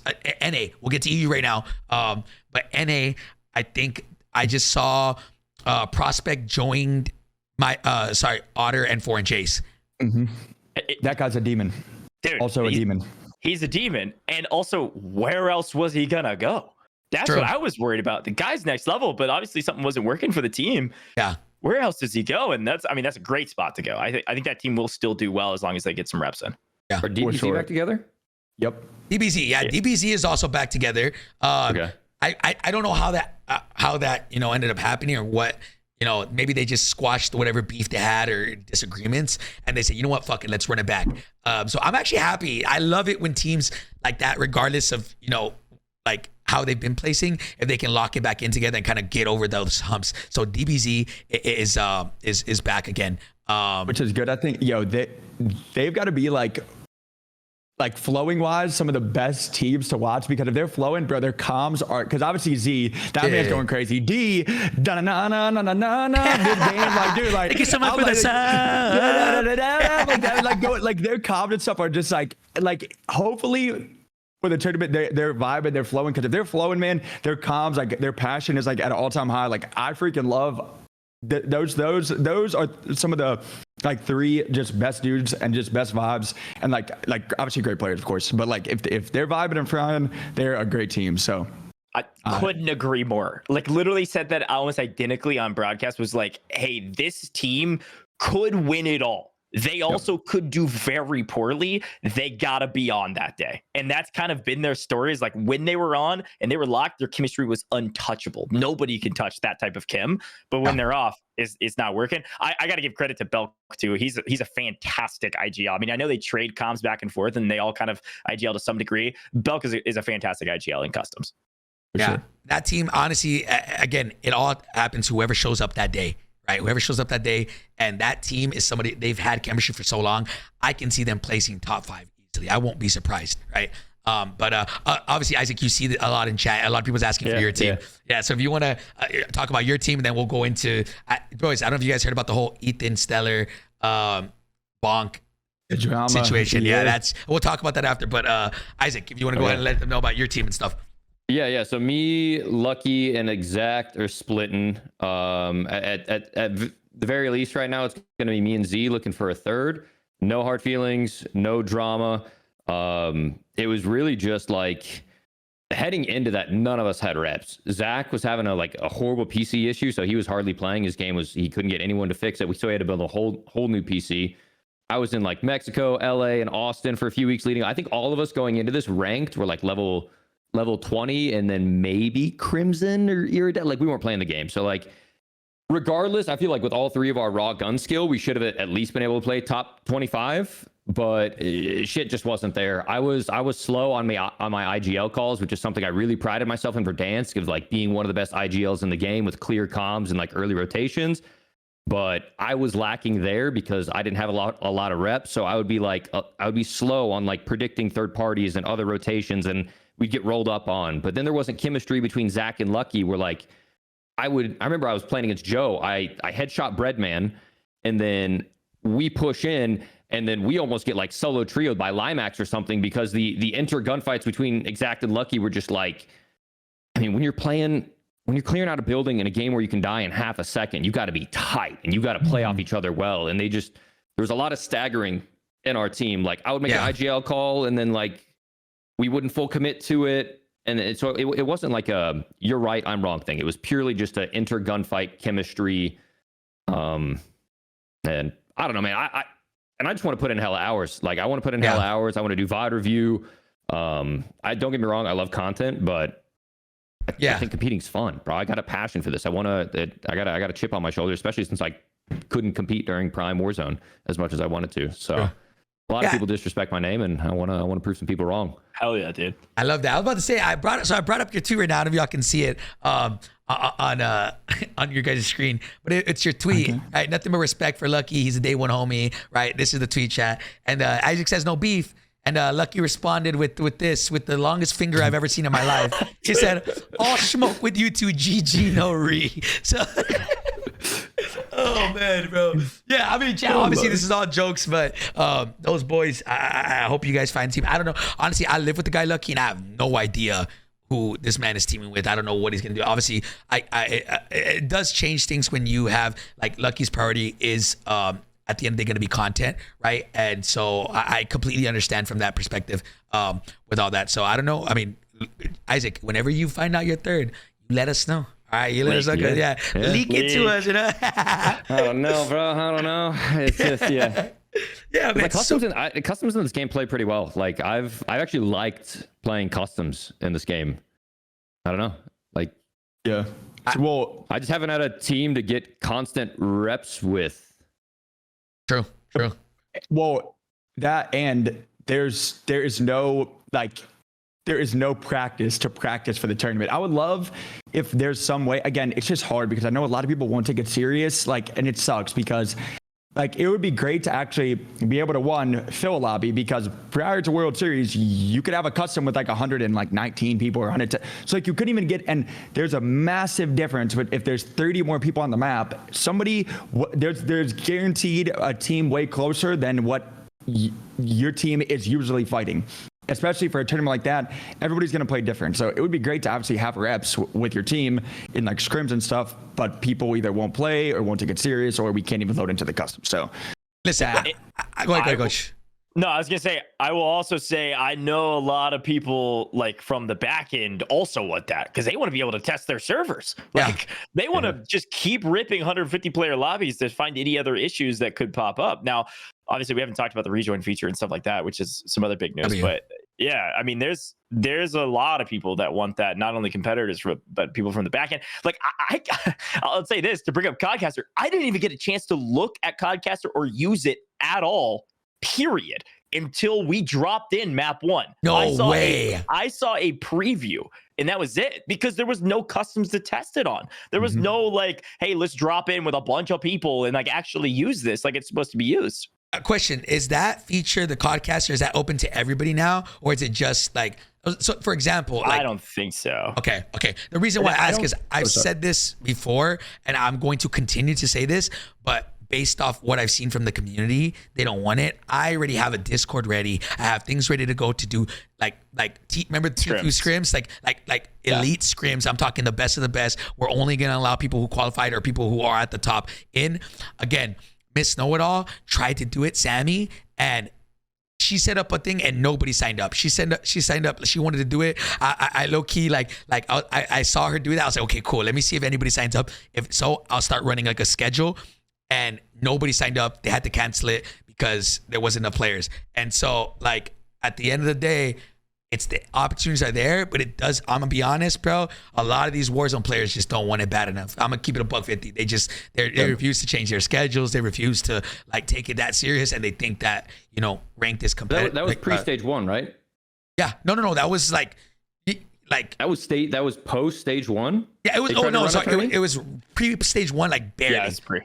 So then people went in there thinking things were going to go a lot better, though. Yes. Hopefully now that'll change. But I'm pretty sure for you though, I hope they have a like team like somewhere in there that can CodCast, because I think the CodCaster perspective was only for them, because as I was flying into game 6, I had 3 people that like were because it was I think Red had 2, I had 3. They were just like random freaking spectators flying into the plane. So that's cool. I was like, I'm assuming it's them that can see it from the back end and not like somebody like from a team. Yeah. Because I was because I was like, wait, how is there that on here? But yeah, so I would love that. From the custom standpoint currently in game, I think you can join as a spectator, but that's not a CodCaster. That's not a CodCaster POV. You just join as somebody that can watch. It's basically like if you're Tim the Tab Man and you want to drop and splat and spectate, you could just join as a spectator instead of having to splat. I'm pretty sure. I might be wrong. Somebody can correct me. I'm pretty sure that's right. True. I don't know, nor can say if I did know what the plan is for CodCaster from the public standpoint. The only thing I understand, and this is like totally rumor, nobody's confirmed this, nothing. I know it's really intensive to run it. So even if it was released to public, likely it wouldn't work. And so it would be a bad look is my guess. Like, I think you need a really beefy PC likely for it. I'm talking like Tesla series type beat. Like we're getting into the weeds, but I don't know that for a fact. I've just heard that it's really, really intensive on the systems. But if Hector could get it vouch, you know what I'm saying? Listen. Basically, the point of you saying that was hopefully in custom lobbies eventually they have a set like spectator like or like team that is like one person that hosts the lobbies. And like hopefully in the future, if we get that eventually, that Hector could have a set CodCaster POV that he could do stuff with. And Scrims would obviously be way cooler because if he's on the CodCaster POV and can CodCast the customs or Scrims, that'd be cool. Look, you would do it. I get paid to yell into a mic about Warzone. Okay, it is what it is. I would join those for free to practice reps and like watch teams play, and I could control the free cam. I would be able to pick what perspectives I'm actually looking at. Yeah, oh my gosh. See, look. In my opinion, it goes. I mean, if you can, on your end, see if there's any way to do this. I'll reach out on my end as well. Again, if the community wants it, I literally have the Discord ready. I have everything ready to go. just in case. But from what I've seen, bro, Scrims. yeah, for scrims, I would do weekly scheduled scrims, same time every single day, or like whatever every other day, however we do it, and make them like, you know, the like official scrims where people can actually get good practice. But honestly, bro, it just seems like the community doesn't want it. They don't care enough. Like unless things have changed now. I see Miss Know-It-All try to run it before stage 1 finals. Nobody signed up, and it's like at the end of the day, I'm not a tourney hoster. I'm not a I'm a content creator. This is like, you know, like I want to make good content, and I don't want to waste my time either. You know what I'm saying? So if there's but also I think things have changed now because a ton of teams may have not done as well. And also I think the problem too was that you couldn't have a full lobby. So I think a lot of people said like, screw that, because they knew that the actual tournament wouldn't play like with 110 people compared to a full lobby. So like, I think it changed. Okay. All right. So do you think, Joe, if I set up on a random Tuesday, Wednesday, just like, you know what, I'm hosting scrims, let's see if we fill this lobby up, it would fill up from good players. Yes. I think everyone would watch that. I think everyone's kind of not burn out on ranked, but like the hype isn't there as much. It's still exciting, but I think a viewer would rather watch what's going on with that big tourney, even if it was free, than playing ranked against pubs. Like, yeah, we could put put like $1,000 on it. Like, you could figure it out. Every team puts in $100 or something. Yeah, I mean, 50 not an official $1,000. buy-in. Yeah. Not an official buy-in. We don't want to break any rules that have been broken all the time. But, you know, all the teams could just say, hey, let's generously put, or the communities put together a few community pots.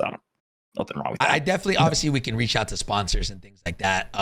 That's definitely a lot of work. Yeah, it's definitely possible.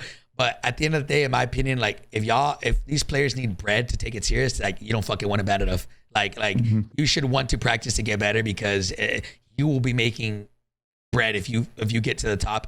Not even talking about like how much your platform would grow if you win the World Series of Warzone. Like I'm talking just money. Yeah, that's where things like the 50K prize pool, if you win everything, is not even that, like, you know, like that's cool and all, but your stream growing, that's longevity, right? So you know what, I'll start looking into, you know, possibly doing this again. I might try it once, and if nobody shows up, I'm probably gonna chalk it, because honestly it takes a lot on this end to have like get somebody here to run everything on the back end. Obviously, you guys seen the setup I have upstairs. I literally need somebody looking at 150 different perspectives, constantly changing scenes and all that stuff. And I would be so down, because if we could have consistent streams, even twice a week, Tuesdays and Thursdays, that would be so damn awesome for the community. And I know it'd be great for Activision and for like not Activision, but World Series of Warzone crew to get practice. If you guys need to test their servers, let's make it happen. You know, for you guys, the competitive players, to get like legitimate practice. And then obviously, like for even for me to host these would be fucking amazing. They'd be fun. Like I love throwing watch parties, so it's a win for everybody. But again, it's, do these teams actually want to, you know? I don't know. Yeah. So we'll see. Not to sidetrack before you transition. Do you guys know of any like good pickups from my perspective, either solos or, I mean, not to be weird about it, but even like a duo. Okay. Like when I played with Otter and Myapo, literally never played with them before, and we got like, there was that big 50K, and we got 4th, and we had like 20, 21, and like 19 kills respectfully. Like we all fragged when we played together, but I'm trying to find a team out here, you know. We're hunting. Let me throw this out there, because a lot of people don't know this, but a lot, and when I say a lot, more than you would think. This weekend I was kind of doing a little, you know, little working, you know. A lot of these teams in the CDL, they're not going to do anything for 5 months. These guys are competitive players who love to play COD. I've talked to a good amount of them. A lot of them think that they can't qualify. A lot of them think that it's like, not that they can't, but that they've passed the window of opportunity to qualify. So I talked to them and said, bro, you can still qualify. So Isaac, I literally talked to a lot of these guys, and I said, hey, if you guys want to compete, my recommendation, join a team of 2, and you be the fryer. like the Slayer, because you have that natural raw talent gun skill, and all you need is a good IGL that tells you what to do, and you can fight. So Isaac, if I were in your position, what I would do is get a CDL Pro and just for the next month, 2 months, grind with them and just have them learn the map, have them like their raw ability to like slay is insane, right? So that's just a lot of these teams. Again, I will. But do any? I don't know if I've never seen any of them like grind Warzone like that in the offseason. I never saw anyone like hitting up Caldera tournament. Like, well, because there's a reason for that. Who's going to be the first CDL Pro to get top 250? Okay, remember, Give a fuck about that? There's a reason for it, boys, because this is the first year where their off season is 5 months. Their off season before was only like 2 to 3. Like it's before they would finish like in August, and then the new game comes out in November. Now they started they would play in November, but like because the game came out, but they wouldn't start their season till like somewhere around there. But now they start their season early, and that's December, and it goes all the way to June now, right? Today tomorrow's the last one, right? So now they have an extra 2 months. I talked to Asim, I talked to CodCaster, I talked to Shati has said he's interested. I don't know. He's like, how do I qualify? I was like, lock in. We'll talk after World Series, or we'll talk after, right? So there's a lot of these like, and that's just the ones that I've talked to. I'm sure a lot of these guys will be down, but again, the only red flag I have is obviously they play the game so much, and obviously now like everybody's like, yo, this game is terrible. Modern Warfare 2 is awful.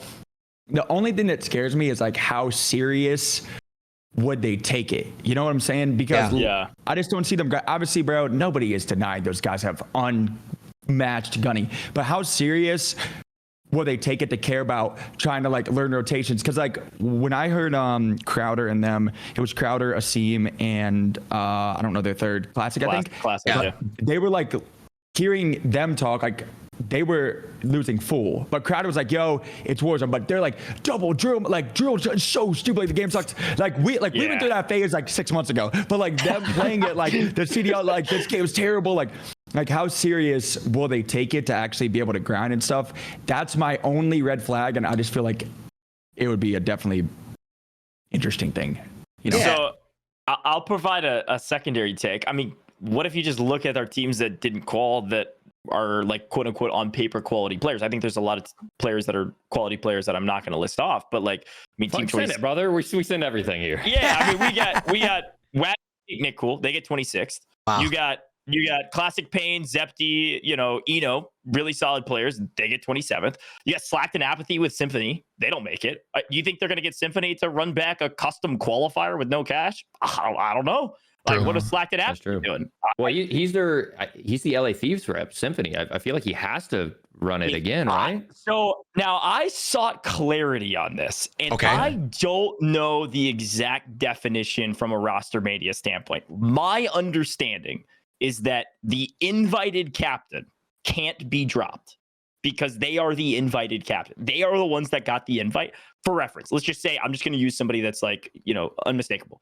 If Tim the Tatman got invited and he was playing with two fewer Andys that were demons, they can't decide to drop Tim. That's not a thing. It's Tim. Yeah, that makes sense. Can he give up his spot though? Because Nadia did that, right? Right. So that's the weird. I didn't think that it was like, hey, okay, I'm the invited person. We don't qual. Can I just give up my spot to the two people that made it, even if they're no names? Now, that's not the case for all of these teams, not even necessarily the case for Nadia's team. But I'm looking at Slack and Apathy. They're quality Warzone players. They've got great streams. They've got great content. Everybody knows them. Likely in that case, they're going to say, yeah, Symphony, you can give up your spot for Slack and Apathy. They're going to get their invited spot to the custom qualifiers. They got to pick up a third. But if that's the case, that applies to everybody, which is fine. Because if you look through this list of invited teams that didn't make, it's a decent list, but it's not a long list. I mean, the other people are like your Crowders or whoever that didn't make. Like, what are they going to do? Are they just folding? If so, we're backfilling with an extra spot from the open quals, in theory. Yeah. So, I think there's a lot of these teams that you could look at from the invited standpoint that didn't make, kind of in a similar spot as your own, Isaac, is like, okay, are any of these teams changing? And if they are, how are they changing? Is it Slack, Apathy, and Ice? Exact picks up with, whoever? Like, I don't know. I think there's a lot of options, but I think that's the list I would look at is some of those people that are changing some things out. I mean, Nico Infinite and Desmond, I don't think they're playing with Frozone anymore. Yeah, they're not. Now Frozone, I haven't even heard what he's doing from now on. I don't know. They're looking for one. Willie Teed, Clown, and who was that third? That was also like on paper a pretty good team, and they didn't qual. Drift. So like, there's a lot of good like players who didn't qual on paper, right? And if you think about a lot of these CDL guys, they just love competition, bro. Like they do. They do. I can genuinely see, bro. I like imagine a Beezy being like, "Fuck, bro," like whatever, like. Okay. I'll pick up Arcity's brother. He's LAG with me. But isn't I think he was playing Warzone the other day, I think. Unless I'm faded. I don't know. But I don't know. I mean, I respect you, Hector, so much. All I remember is just watching Karma swimming through the water, getting absolutely annihilated, and just losing full. I don't know. I mean, Douglas Rock, Karma, Cam Soda sitting at 48. Again, I agree with you. When they don't have practice, like a lot of these guys have the raw next talent. In my opinion, the way things should go, if a CDL player wants to play, no one's doubting their ability to get gunny, right? I mean, to gun people. That's not the case. Like, look at Crowder, Nicky D, and Asim. Even I was talking to Asim, and Asim's like, bro, we were getting smoked, bro. Like, they're pros. He's like, we're getting smoked, bro. Like, I don't know. And I was like, honestly, what you guys should do is it should always be one CDL player with two Warzone vets or whatever. So they just like, hey, put me in a position to fry out. Like, that's all you got to do. They're not going to lose their ones, bro. They're not going to lose their like ones. Backing them up with like, okay, make sure you get your muni box. Do you have a self-revive? Do you have a gas mask? You're like holding that like through the end game. Like, you trust them in a gunfight in a building. Like, they're going to swing with you. Look, you know? How much time do we have? We have about a month and a half, bro. Obviously, they probably might take a week. No. That's for finals. That's why. Custom quals. Well, I got to hit the open quals, brother. I didn't hit top 25. Oh, you're right. So I got a week and a half. You get the custom quals, though. I'm pretty sure. You don't have to go through opens. Yeah. I'm pretty sure opens is next week. Yeah, opens is next week. But Isaac, you automatically qualify for semifinals. Right. Yeah. The custom qualifiers, which is the week, I think, after a week and a half after or something like that. I can look at the dates. Yeah, next week it's the 22nd. So next week, Friday, Saturday, Sunday, is the open quals, and then literally 5 days later, right, the 20. So it's Friday, the 29th, 23rd, 24th, and 25th is the open quals. Then 1, 2, 3 days later, the 28th and 29th are the. Oh, that's right, because only 12 make it out of that, right, or something. 15. No. 25 instead of 15. Yeah, 25, and then the bottom 25 from the last tournament. Yes. And then they go up to. Okay, so what is it? What is it? What's it called? Is that right? What? Yeah, I would probably say your best bet is probably find a third that is either a free agent or take a third or something, because the CDO path, I think it's just too risky. You know what I'm saying? I feel like that's too risky. I want to see it. I want to see it. Oh yeah, same. I would love to see a team that shock the world, but like even like Slackton App, two legendary COD pros that didn't qual, and then obviously I just haven't seen a COD pro that has a ton of passion in the off season, and maybe I'm wrong. I don't know. No, dude, I think, sorry, not to be that guy. So the in-game open, only 25 people make it out of the in-game open. Yeah. And the bottom 25 from last regional finals, so 26 through 50, play in the qualifiers. Yeah, that's what we're saying. You make it to the NA qualifiers. Stage 2 NA qualifier is June 29th. Yeah. 12 days from now. But remember, roster lock is next less than a week. It is in 1, 2, 3, 4, 5 days. Roster For lock the open. for everybody. You must submit your team. Remember, I got clarification. You must submit your team within 1 day before the stage 2 open qualifiers. So Isaac or anybody who hasn't submitted their third, make sure to clip this post on the Pullze Check Twitter, because a lot of people don't know this. Isaac didn't even know this. You have until a day before the NA open qualifiers to submit your team, and then rosters are locked. I got 5 days. You have Sunday, tomorrow, Monday, Tuesday, Wednesday, Thursday. 5 days until everybody's team is 100% locked. Oh, fucking hell, bro. I wish I competed in Caldera. that's gonna change some things. Honestly, like you're gonna have to be forced to lock it in and rush it. Again, this doesn't. Things can happen where remember there's still an LCQ, the last chance qualifier, and I think Activision has 5 spots that they can invite. So technically, if Scump decided, yo, I want to play in the last chance qualifier, he can obviously the Activision's gonna give him a spot. He can go compete in the LCQ and pick up 2 people and yeah, it's play. weird. The 15 invited trios. I wonder how they determine that. Yeah, I don't know. Yeah, I don't know either. I don't know the details on the LCQ besides, there's some invited spots. They actually haven't revealed how they're inviting those. So those could be based, they could be on, I don't want to speak out of turn. They could be based on a lot of things. It doesn't necessarily mean Activision, Blizzard invited like it usually does. It could mean through other means, potentially. Gotcha. Well, boys, I mean, that's like roster changes. Either way, this week's going to be kind of crazy on Twitter. So more than likely, we're definitely going to have emergency Pullze checks. But yeah, man. So we talked about the roster changes. We talked about everything coming up. Are we missing anything when it comes to the World Series? Just that Juki's team absolutely annihilated. Dad buff. The boys went crazy. Bro. I mean, we're talking to OGs, right? Like early Verdansk. My guy War's popping off. Everybody's saying, oh, he's off, he's old, he's whatever, he's washed. Wars' team's frying out. Juki's team absolutely disgusting. Both those teams just dominated. If you didn't take a look at it, I think I had the thing pulled up here. I mean, they had like 180 points. Aiden, Raiden, and Co. had 130 at the top of NA. 180 points after 6 games. That's a 30-point average, which is insane. You had Wars right behind at 151. And then the young guns, the newbies, quote-unquote newbies, Gromalok, Heeds, Azen, a lot of people saw them going really far, but they were on paper underdogs. They killed it. They got 3rd. But yeah, Juki's squad just went nuts at the end to clutch up that win. They obviously don't change teams. That team's disgusting. That they fried out. Again, when it's time to show up, Juki shows up, and I think he proved that being the top fragger by a good amount this tournament.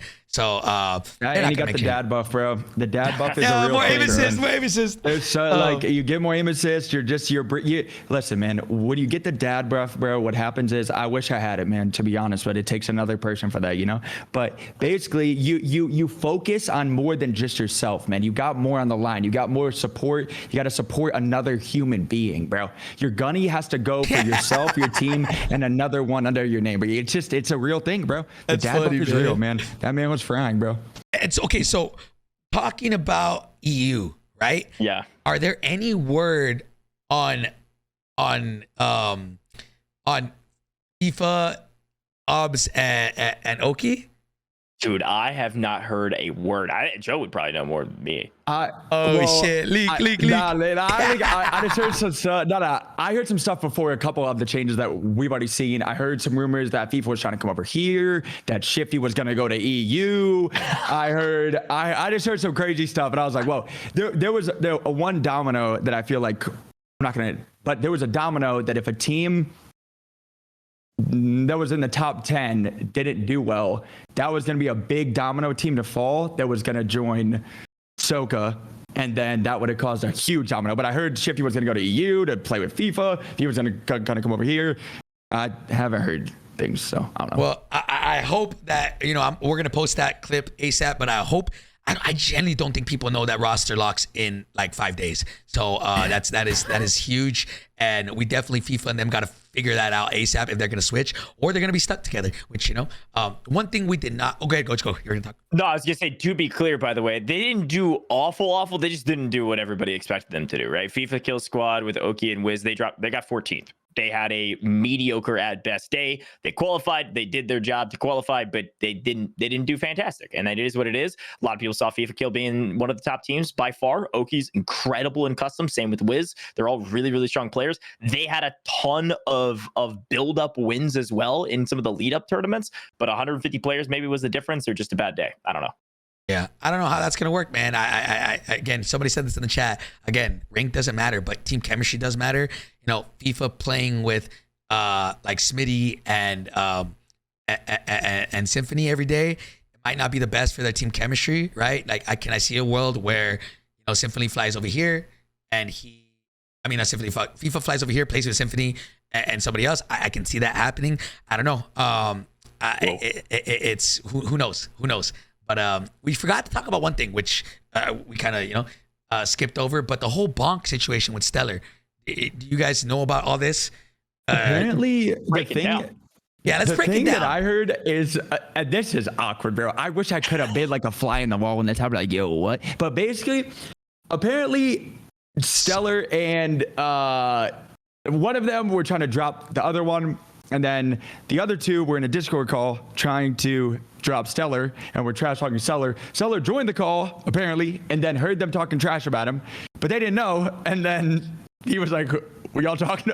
Apparently, y'all talking about me? And then they're like, oh crap. And then that man went on Twitter and was going crazy. Imagine, yo, I wish I could have been there with apparently you joined the call, especially, yo, if you're trash talking somebody and you're not, I'm making sure I'm not live.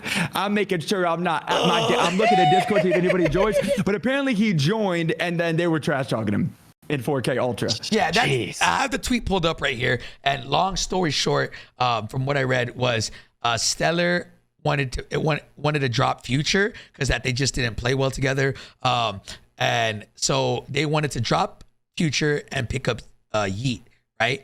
So it was gonna be Stellar, Bonk, and Yeet, but then Future and Bonk were in a call, like Joe said, and they were talking about dropping Stellar. And so, long story short, what ended up happening was Future and Bonk ended up dropping Stellar and instead picked up Yeet. So this was which was a person that Stellar wanted to pick up, but then he got dropped for them. Yeah, Future has game. That's him. Yeah, and then apparently he would join the call when they were talking about it. So it was just like. And there's nothing embarrassing about getting dropped, to be clear, or like being the victim of a roster change or anything like that. It's just more the awkwardness of you join the call. Like imagine the timing of like they could have been talking about anything, but joining the timing of they're talking about me right now, and then they don't hear you join. Like, bro, what? Got that on streamer mode, man. That is crazy. No, I mean, yeah, you're talking about OP Mark, Yeet, Shaded Step. They got 28th, and then you're looking at Future has game. I think they were 37th. Yeah, Stellar, Bonk, Future has game was 37th. So like, yeah, they're looking for a change. Same as Isaac was doing. Like, we need to make a change. And what's the change? The difference though is teams that didn't have an invited spot is just majority, which is weird. I think you're supposed to, or you have to. I don't know necessarily that you have to keep 2, or you're supposed to keep 2, or something like that, unless you all just amicably split, and then you have to if you qualified. If you hit top 25, you have to keep 2. If you didn't hit top 25, you can drop the whole squad. Perfect. Well, going into these scenarios, without an invited captain, there is no figurehead. So then it's just like amorphous. Where do we go? What do we do? Drama, which, I'm a big fan of drama when there's storylines that makes my job easier. But I mean, bro, you got a lot of storylines coming in, like starting this season. Again, speaking of drama, right? These two are going to have it out for each other. If you didn't see, let's Sage and Blast, bro, on Twitter kind of went a little rogue. They went rogue. And okay, I'm gonna say this, man. I'm gonna reiterate this, and I'm not gonna say here, I don't care if you're my boy, I'm gonna call you out. I call this man out all the time. Sage has a tendency to fucking always talk shit to everybody, and always like, this man is the Scrappy of the fucking Warzone scene. This man is always like, he shits on you. Oh, like he'll be like, oh, that's why you're fucking ass and you don't place good. Like this. And I've had talks to him on the side, be like, yo, Sage, just shut the fuck up. You can't be saying that, bro. He's like, why? Like, I'm just fucking around. I'm like, yeah, bro, but you can't fuck Sage, like you can't fucking do that shit, like just so no, that's good though. That's not and if that gets him, if he 1v2'd you and that gets him going, bro, let it. I mean, honestly, if anybody gets 1v2'd, you suck. I'm saying anybody saying like, yo, I slammed them, they suck. But if that gets his game going, true. Let it fly, like I get bro. it, like I get it. Fly. Okay, like it's fine, but I'm gonna tell you this, like Sage, I told him, you have to deal with the repercussions of your actions. For example, this guy goes, oh, like he killed Blast and said something along the lines of like, oh, that's why you had like a 0.5 KD on champs or like in the CDL, and like something like that. So then Blast, he deleted all the tweets, which I'm glad he did, because like, again, talk shit is fine, but he pretty much said like he tweeted out a picture and was like, oh, top four player or to hit top 250. And he was number 6. And in parentheses, he said, sober, right? He deleted the tweet, which I'm glad he did. Again, I consider Blast a friend of mine, right? But again, like I'm going to defend my people as well when this thing happens. And it's like somebody asked in the comment and was like, yo, what do you mean by who's on drugs? They're talking specifically on Adderall, right? And they're like, oh, the top 2 players are on Addy. That's what Blast said. And so the top 2 players at the time were Shifty and Sage, right? And so that's when things got a little crazy on the TL. Sage is like, well, like, you're so fucking dumb. Like, why are you spreading rumors? Like, you don't even know this shit, whatever. Like, you don't even know that that's true. And you're just speaking, like, right? And so all this, the reason why I'm bringing this up is I think a lot of people just need to be careful with what they say unless they know things are true. I cannot speak for Shifty, but this man Sage is dead, slumped in his chair half the time he's playing, right? And so I even commented, I was like, yo, Blast, this is crazy. He ended up deleting all his tweets, right? Because I think he kind of, maybe they got into it in a ranked match, and that's why he tweeted that, and they were going at it for a while. But yeah, obviously I Sage. Go ahead, Joe. Yeah. I kind of feel like competitive trash talk is taken way too personal, bro. Like, on top of that, like, I feel like the people that take trash talk to heart are people that never played sports in their life, bro. But like, we're playing a tournament for money, bro. If you get slammed and you get slammed and then take personal, the person that slammed you said you're awful at the game. If you take that personal, like, that's you shit. suck. Yeah. Like it's like we're playing a tournament, bro. If you take that like to heart, like, dude, Sage said I'm terrible, man. Did y'all like your team got 1v3? Like, I'm not gonna gas you for getting 1v3, but like I feel like people take that to heart. If you qualled or like got second, it's different, bro. You're playing for money. You're playing a tournament. Get over it. Get better. Like, I don't know. Yes, But people get, I don't, it's soft, man. Like, even nice guy Joewo, like, he'll kill another streamer if he just turned on him. You are awful. And it's not like when people were restocking. Okay, last night was personal. They sucked, but like, yeah, you're right. Like, I was giving everyone shit. Like, OP is the homie. I used to compete with OP and Deef. Like, when they were restock glitching, like, and I killed them, I talked my shit in game. And they both took it on the chin. We're like, okay, fuck you, bro. And they just kind of like DM'd me later. We're cool. Wag went fucking rogue and started saying some wild shit in his stream. Like, started coming at me on the timeline. Fell out of top 250 at the end of the season, by the way. And like, dude, don't get an ego over imaginary SR. Like, you're not him, brother. I don't know what to say. Oh, God.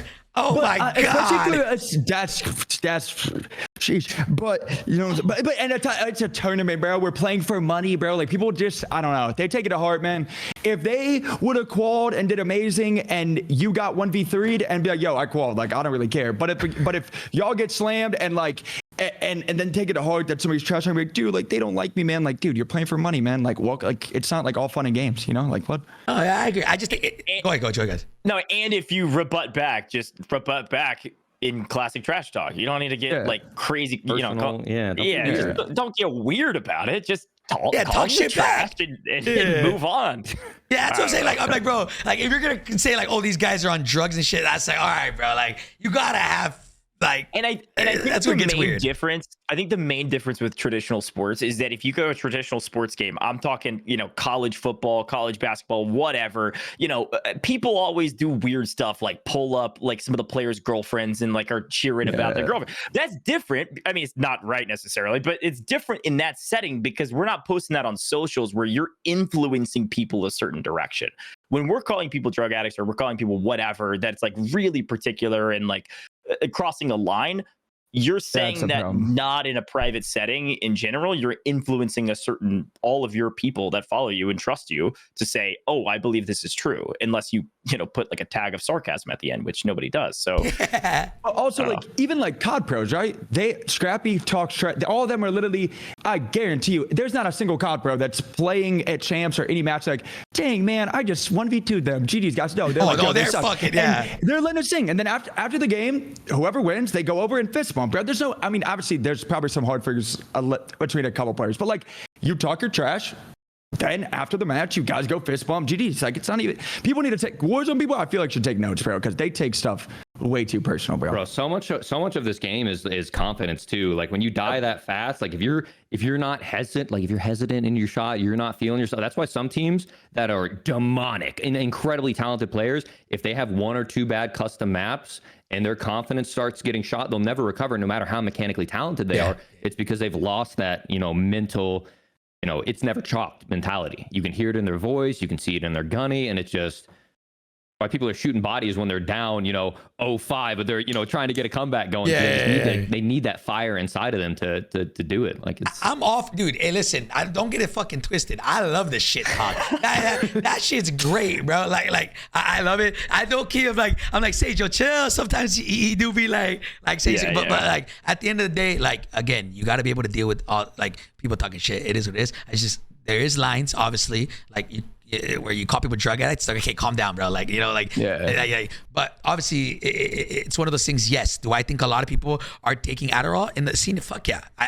We had a whole podcast on it. Yes. Like, I know names of people who are supposedly taking Adderall. I'm not gonna say that out loud because those sources could be wrong. I don't, you know, right? Like, but you know, that's besides the point. But either way, I'm all for the trash talk. I think that's fucking sick. It was just more like going even the whole rah situation. That like it's like if you don't know something that's 100% factual, if there's like 5% chance you could be wrong, don't fucking say anything. Like you make yourself look bad. You make like the other person look bad. There's so many people even right now that are like saying, "Oh, bro, like Limax fucking cheats for sure." Like I'm like, brother, like. How people, dude? I'm like, how do you take a 13-digit exe file and just like automatically fucking assume that's Phantom Overlay? I don't get it through your head. Like, just because somebody said that this might be Phantom Overlay, everybody believes them. How? Like, how do you because it makes money, bro. Look at the history of all those people, bro. The history of all of them are. They make their money by making videos on pure speculation, bro. Yeah. That's how it is. Dude, literally, he's like, yo, this is GTA Cheats. Bro, if I play GTA, I'm cheating too, bro. I'm downloading new cars, new guns, new everything, bro. Bring me the money. Like, people are just dumb, dude. PlayStation like, R1 or 2, L1 or 2, left down, right, up, left down, right, up. I don't get, like, I'm just like, dude, if I play GTA now, my garage is insane. Like, you think I'm grinding? Heck no. Like, people, it literally, they make their money on speculation, bro. And it's just like, I'm just over those people that, like, I literally don't even care. I don't even care now. It's like it's to the point where those guys are just next level.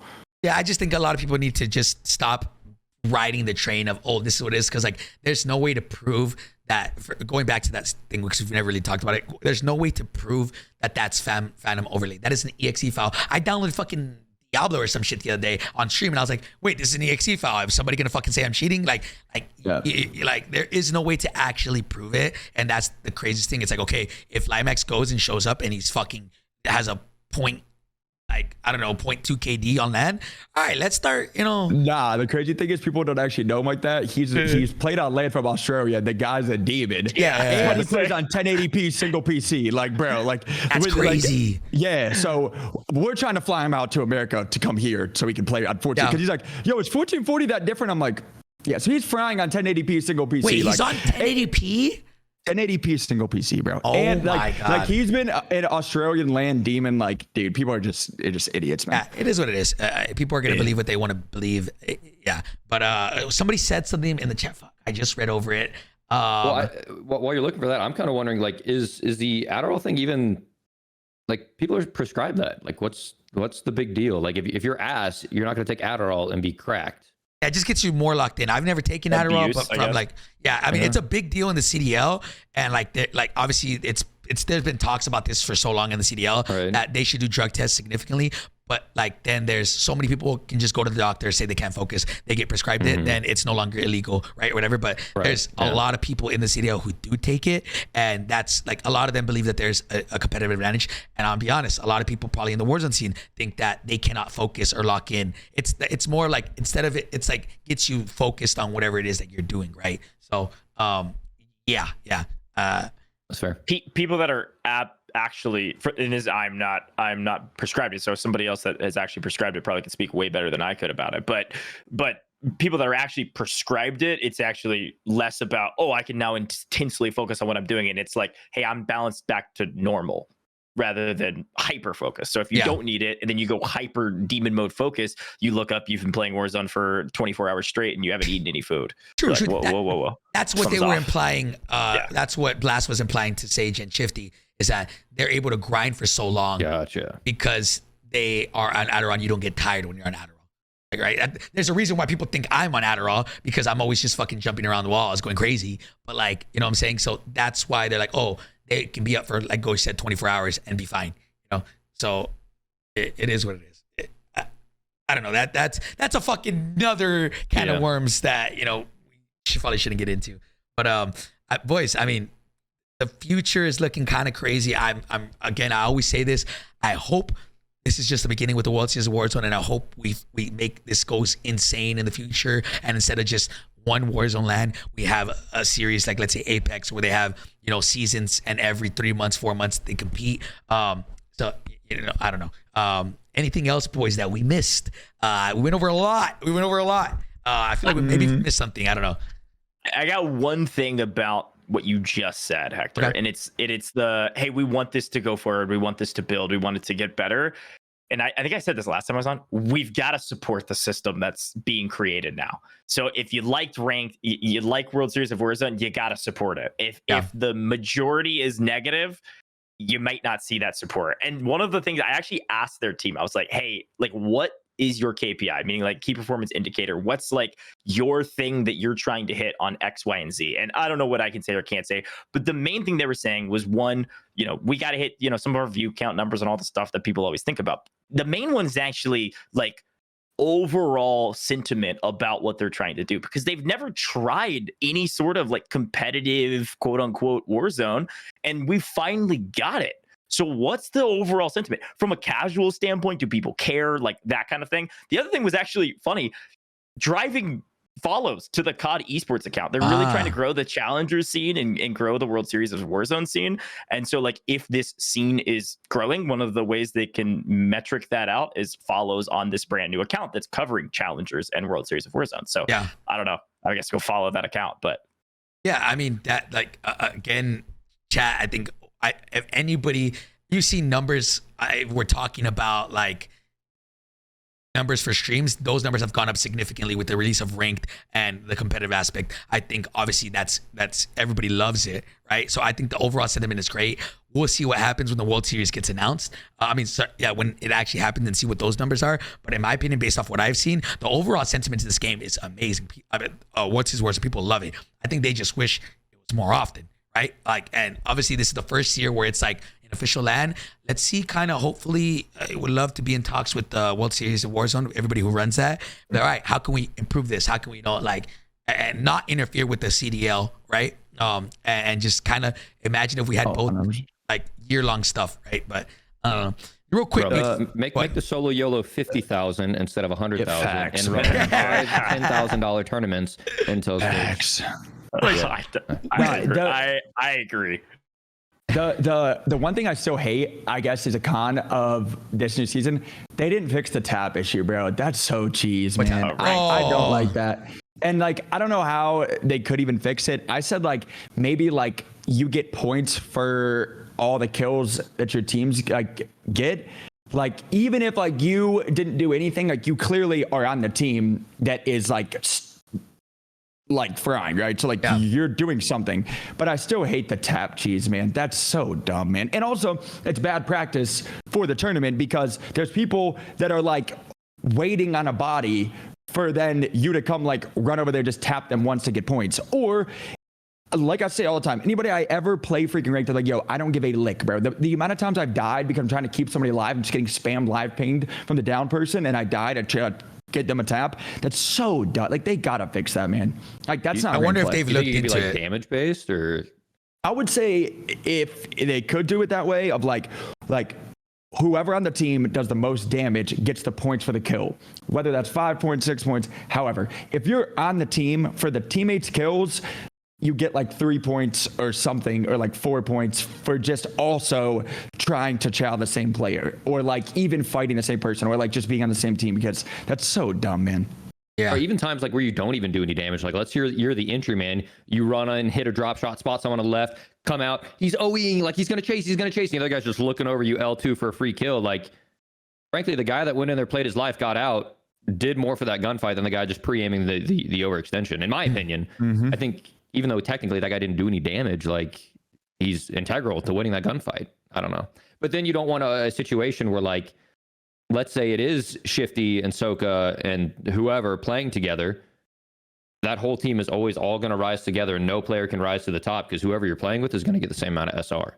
And then people are getting carried to higher SRs. Yeah. I mean, that's something that Treyarch has to look at. I've mentioned it to them. They're internally working on things. Same thing with like the sniper thing. I've been telling them for like since literally Ranked came out, and it's been what 5 weeks. So I think maybe they might be looking into it, see the sentiment behind it. But boys, before we conclude today, we forgot a huge one, bro. So I've heard a lot of things this weekend, and I honestly I don't know what to believe anymore. And it's one of those things where so we can talk after stream about this kind of stuff. But the whole Jimbo situation, bro, the whole Jimbo hacking situation, based off what Doug said, is that he talked to somebody that a spokesperson from Activision, and they said that with the new anti-cheat thing, that if you log into another account, or if you log into your account on another location, they can see if you're cheating. How that works, I don't know. Low key, that's dope if that's true. What's y'all's thoughts on this? This guy Jimbo was cheating for however long online, and then came to LAN, and there's a lot of weird things behind this everything that happened. I don't know. What's y'all's thoughts? So wait. So if you are playing from home and you have cheats, they can see what cheats are on what computer, or if you just sign in and there's somebody that has cheated, or there's something on that computer that's weird, it flat like is that? Yeah, I don't saying? Honestly, because like I don't know who Doug talked to or whatever, but Doug said that there's Warzone players that they're suspicious of, and that they'll find if they're hacking up once they sign into their accounts at the London LAN. How that works, I don't know. Like nobody knows, but like this is a very weird situation. I don't know if I can find the tweet. If anybody has it, send it to me, and I'll put it up. But that's they're saying that they have a lot of people, the Warzone players, that are in their radar. In my opinion, that's a fucking W. As long as there's no false bans, because there's so many times where, let's say, Ra got banned and he says he's false banned. WAG says he's false banned. 5x5 says he's false banned. Like says she's false banned. I don't know. I'm kind of at the point where like, okay, is there really how many people are ever false banned, or what is okay? Let me full false banned. Yeah, do you guys think were never recovered, never reinstated? Yeah, okay, that's my question. Do you guys think there's such a thing as false bans, or no? Do you guys think if you're banned, it's more than likely you fucked up? You're cheating. There's shadow banning, and then there's permanently banning. Yeah, exactly. There's two separate things. Yeah. What are y'all's thoughts, Gojj? Go ahead. No, I'm pretty positive you're gonna say the exact same thing. Like, if you're getting hardware banned, it's like there is unequivocal into the game, see you later proof. No, there is no accident. You boofed, or the only accident that could happen in theory, and this was my understanding, is that if you were to log into it, and this is the kind of nature of LANs, if you were to log into a computer that had cheats on it when you log into your game, that will flag you for a full hardware ban. Like, it'll get you fully out. Or whatever ban. Clara was on my PC. I think Jimbo looking to play World Series of Warzone Stage 2. Yeah, what? Quick qual, then drop him. Can you drop it? I don't think you could drop after Stage 2, actually. So like I don't know. Is that Censor's? Yeah, Censor's kind of talked out of his ass on some stuff. Like, I love him, but like the whole Nadia arc was weird. So I don't. I kind of lost some trust on him on this front. Don't get me wrong. I hope people that are cheating get banned, and if they get caught in person, oh my God, chef's kiss. That would be so embarrassing. That would be But yeah, even like, but if people choke at LAN, like people are going to go to hypothetical London and play like shit. Yep. Because they can't handle the pressure. It's going to happen. Yeah. That doesn't mean that they're cheating. Yes. Again, there's. I'm gonna say this right now because I know, and clip it, save it, because I know people will be like, obviously the hacker hunters are gonna get a thrill out of this, but like there are, like Isaac said, there are going to be people that are a nervous wreck when it comes to LAN, and they cannot perform nearly as good as they can at their setup. Does that mean they're cheating? No, that just means, brother, like so many people in the CDL pros, right? That some of them, well, shit, now I can't even say they don't hack, bro, because of Jimbo, fuck. But like, there's so many people that like are nasty online and nasty, and then they go and get smoked on LAN. Like, it happens, bro. Like, there's so many teams, I'm not gonna say any teams, that are incredibly better online, probably because of Loudless EQ, and then they go and compete on LAN, they don't have EQ she's, and then they get smoked, right? Like, I mean, this has been a thing since console COD. Like, this has been a thing for like the last decade. Yeah. Well, also the biggest thing too is that I think a lot of people don't say, and I've been asking COD for like the last month already, the difference in people's setups is different too, right? So we're all on 1440p. If we go to LAN and play on 1080p, that is a massive difference. Yeah. Or if you have 250 FPS on everybody now that's on a 4090 or really good PCs, and then we're there and they're like, yo, here's a single, like all that stuff matters a lot, which why I've been asking. That's the problem for like our game. It's like, yo, tell us the exact specs of everything, because I'm buying the exact monitor, the exact PC. Yeah. I'm buying the exact specs of everything, because if we go there and it's a different monitor, different setup, different everything, that's also a big change that a lot of people like don't see. Yeah, you got to think about, we got to do that for 150 people in person. Mm-hmm. That's a lot of people. Are they going to get 1440p monitors, right? I hope so, bro. I hope so too. And I think, I don't know anything. I don't know what they're buying. I don't know anything. If I know, Joe, I'll DM you. All right. I'll tell you. Not but even like, for like just me, but I think everybody, I guarantee you a lot of people feel the same way. I'm buying the exact monitor, because that stuff matters more than anybody knows. Because like, if you're playing the game every day on the same type of monitor, and then like you change and it's different colors, different everything, like that's different. That can throw off like your game. Like 100%. I'm even thinking like, when was the last, like what game has 150 player LAN? I mean, obviously you've got Call of Duty, you got like the Challengers Pit, you've got like a ton of PCs there, like, but 150 PCs on quote unquote main stage. What are we talking about? I don't think it's as hard as we think, like, to make that, like, you know, because remember, next event, there was 200 players. I was like, yeah. So like, it's definitely possible. Yeah, it's a lot of money, but they'll make it happen, right? Like it's gonna.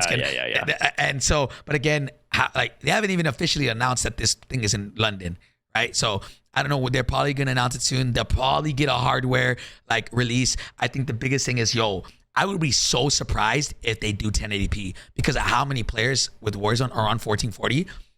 That's gonna be a little different, but yeah. Besides the point, man. If that's true, and what Doug was saying, and that there's a way to detect your cheats by logging into another PC, I'm all for it, bro. I like if this is going to stop people from fucking cheating, or like, because who wants to go to London and get absolutely exposed? Like that's what I was going to say too, right? It's embarrassing. It's strange to me. If this is why I think he's not saying. There's just some things that I hear that sometimes I'm like, that doesn't make any sense. Is why would they ban him at Champs if they already knew this? According to Doug, right, that they already know, or like the Warzone, they already know.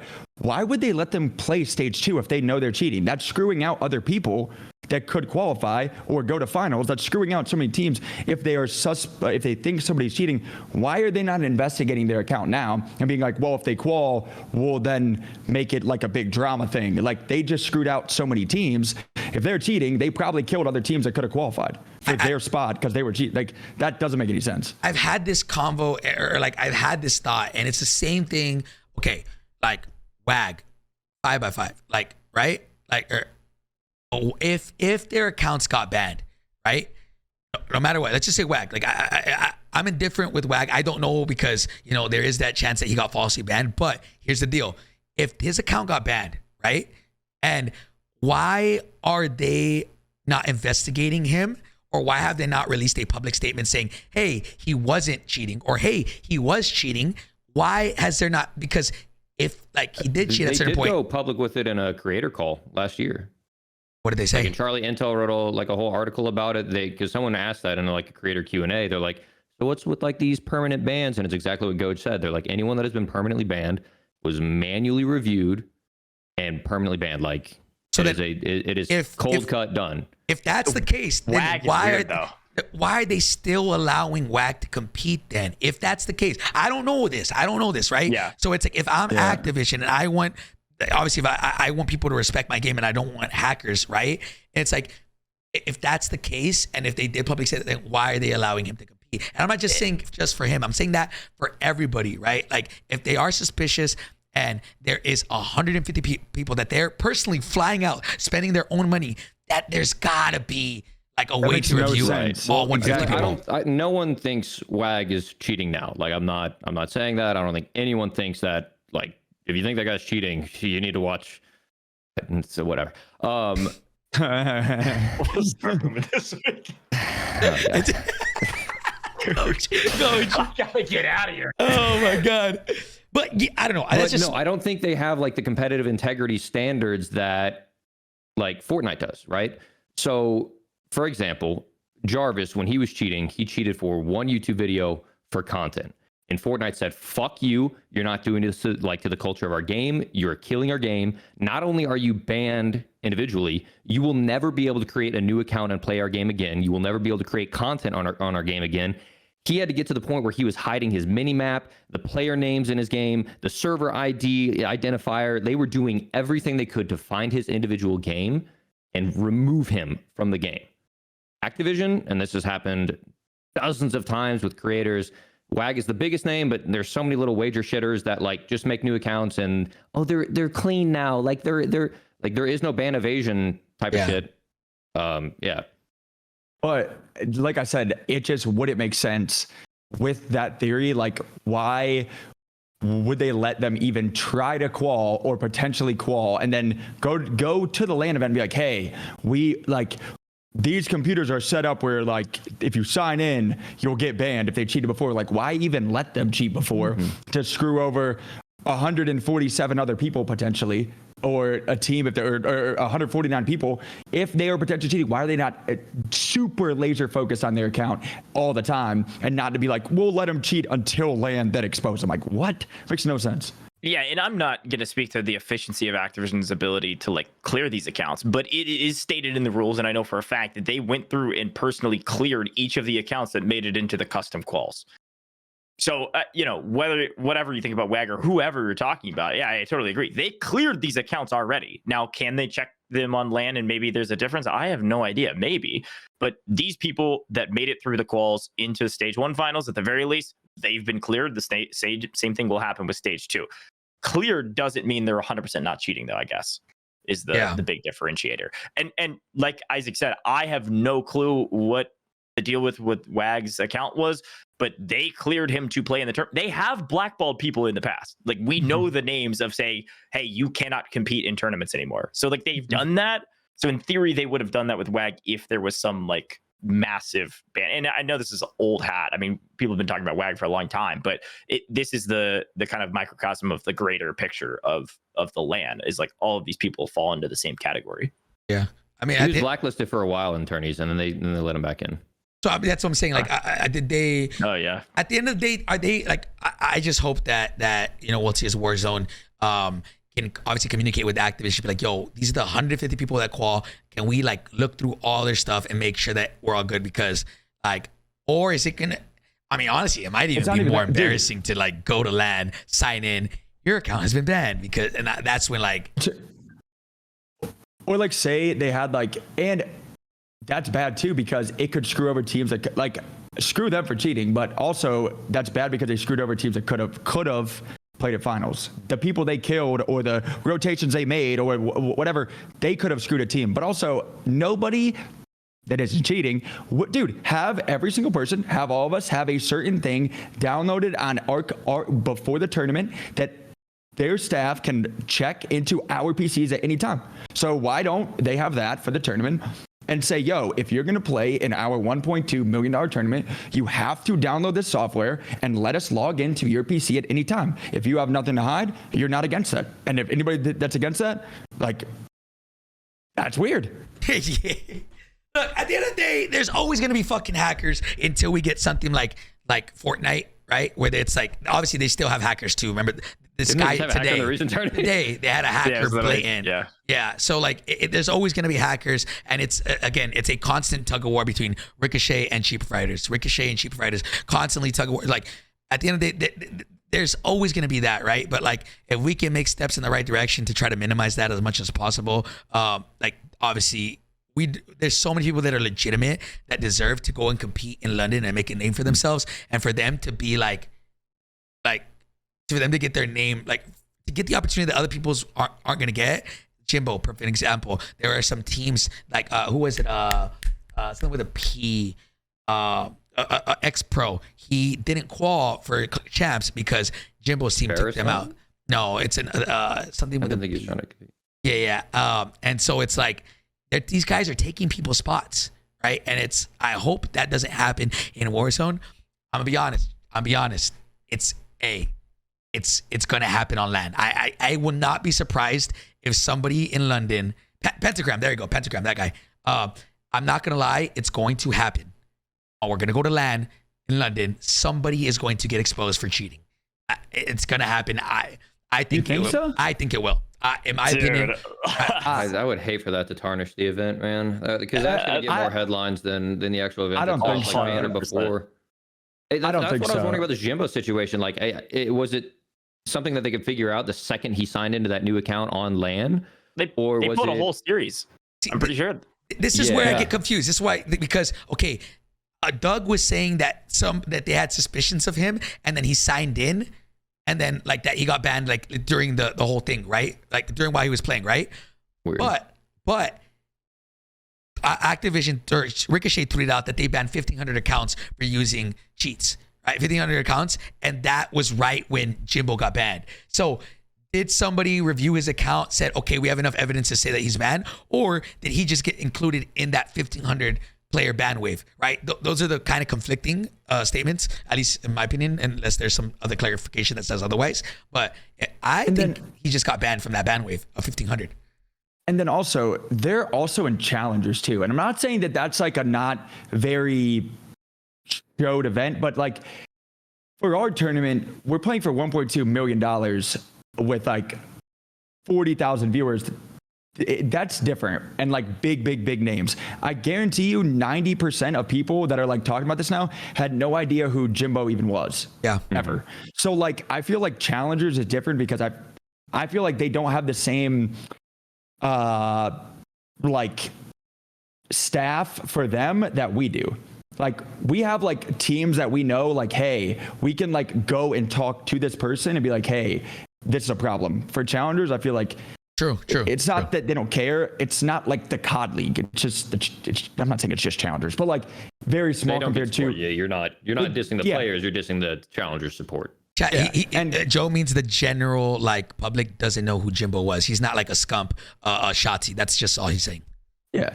Now for us, it's different because obviously it's the biggest tournament that all of us have ever had, and it's going to be a massive LAN event. And I feel like cheating wise, I hope for stage 2, they do something about, because it just wouldn't make sense according to Doug's theory that they would know that somebody is cheating and then let them sign in and then get banned. Like that just doesn't make sense. Bro, if they knew prior, they should have fucking. I mean, I don't know what legal clause there was. I think live banned, arrest that guy. Like he's dead ass. He's robbed money. That's fraud. Like civil suit that kid. I don't know. I know cheating's not a crime, but fraud is. True. Hey, listen, at the end of the day, if you are fucking cheating, you're a scumbag and you will get caught, especially even more of a scumbag if you're cheating for money, right? Let alone on a free fucking game. Yo, you guys went soft on Cyrus. I wish I was here for that podcast. I would have fucking chokeslammed that kid. I was not being soft. Joe was pretty straight with this whole like, oh, you're a young kid, just you know. People said I was being too mean to him. I was Fuck like, what? him, bro. Yeah. I'm like, what? Cheating was wrong in like second grade. Everyone's like, you're only 17. You're not an adult yet. No. Hey, Nah, people were saying I was being mean to a kid. Like, dude, like this kid's stealing money. Like, hello? Like, oh people are man. soft, bro. They're soft. Like, I was like, apparently I was being mean. I feel like we handled that situation perfect. I feel like that was the perfect balance of like grilling this motherfucker, but also like not being too fucking overly like right. You create an awesome opportunity to bring people in and share their perspective, which as a podcast host is fucking incredible. Seriously. The whole unrational scumming Husker situation, the Cyrus stuff, like you as like a platform host are the fucking man. since this is my podcast, if you come on while I'm on here, I'm gonna talk my shit. So I respect it. I respect it. I think obviously there's like, again, this guy's an underage kid. I'm not gonna sit here and fucking just fuck you, motherfucker. Right? Like I'm not gonna do that, right? But I obviously we're gonna tell him what he did was fucking wrong. I'm gonna let him know. I think Joe went in on him too. Like I don't think it was OD. I think he straight up told him how it is, right? Again, in fairness, he was really remorseful, I guess. Yeah, and was saying, hey, and I don't know if this is true. He was saying like, I'm gonna pay everybody back. Like I did it wrong. I know I did it wrong. He owned up to it. If he didn't own up to it and was kind of like cheesing or beating around the bush, I would have slammed him too. Yeah, there's a little difference. Yeah. Like he was kind of freaked out because he knew what he did was wrong. Now he knew what he did was wrong when he got caught, but we went through that. True. Didn't he deactivate? I don't know. He did deactivate. I don't know if he reactivated or not. I don't know what the fuck happened with that. But anyways, besides the point, again, if you're cheating, you're more than likely to get fucking caught. It's not about if, it's when. And so with now Warzone transitioning to LAN, we're going to see way more people get exposed. And I'm all here for it. I'm here for it. Again, if you're a cheating fucking scumbag, you don't deserve to have a platform.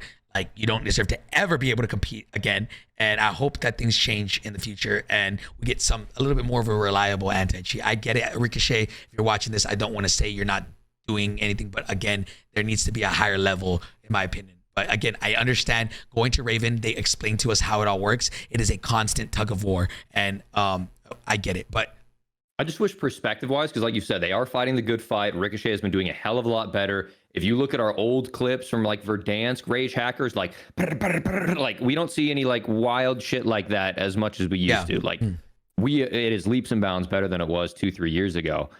I wish they would be a little bit more active on like the public facing stuff.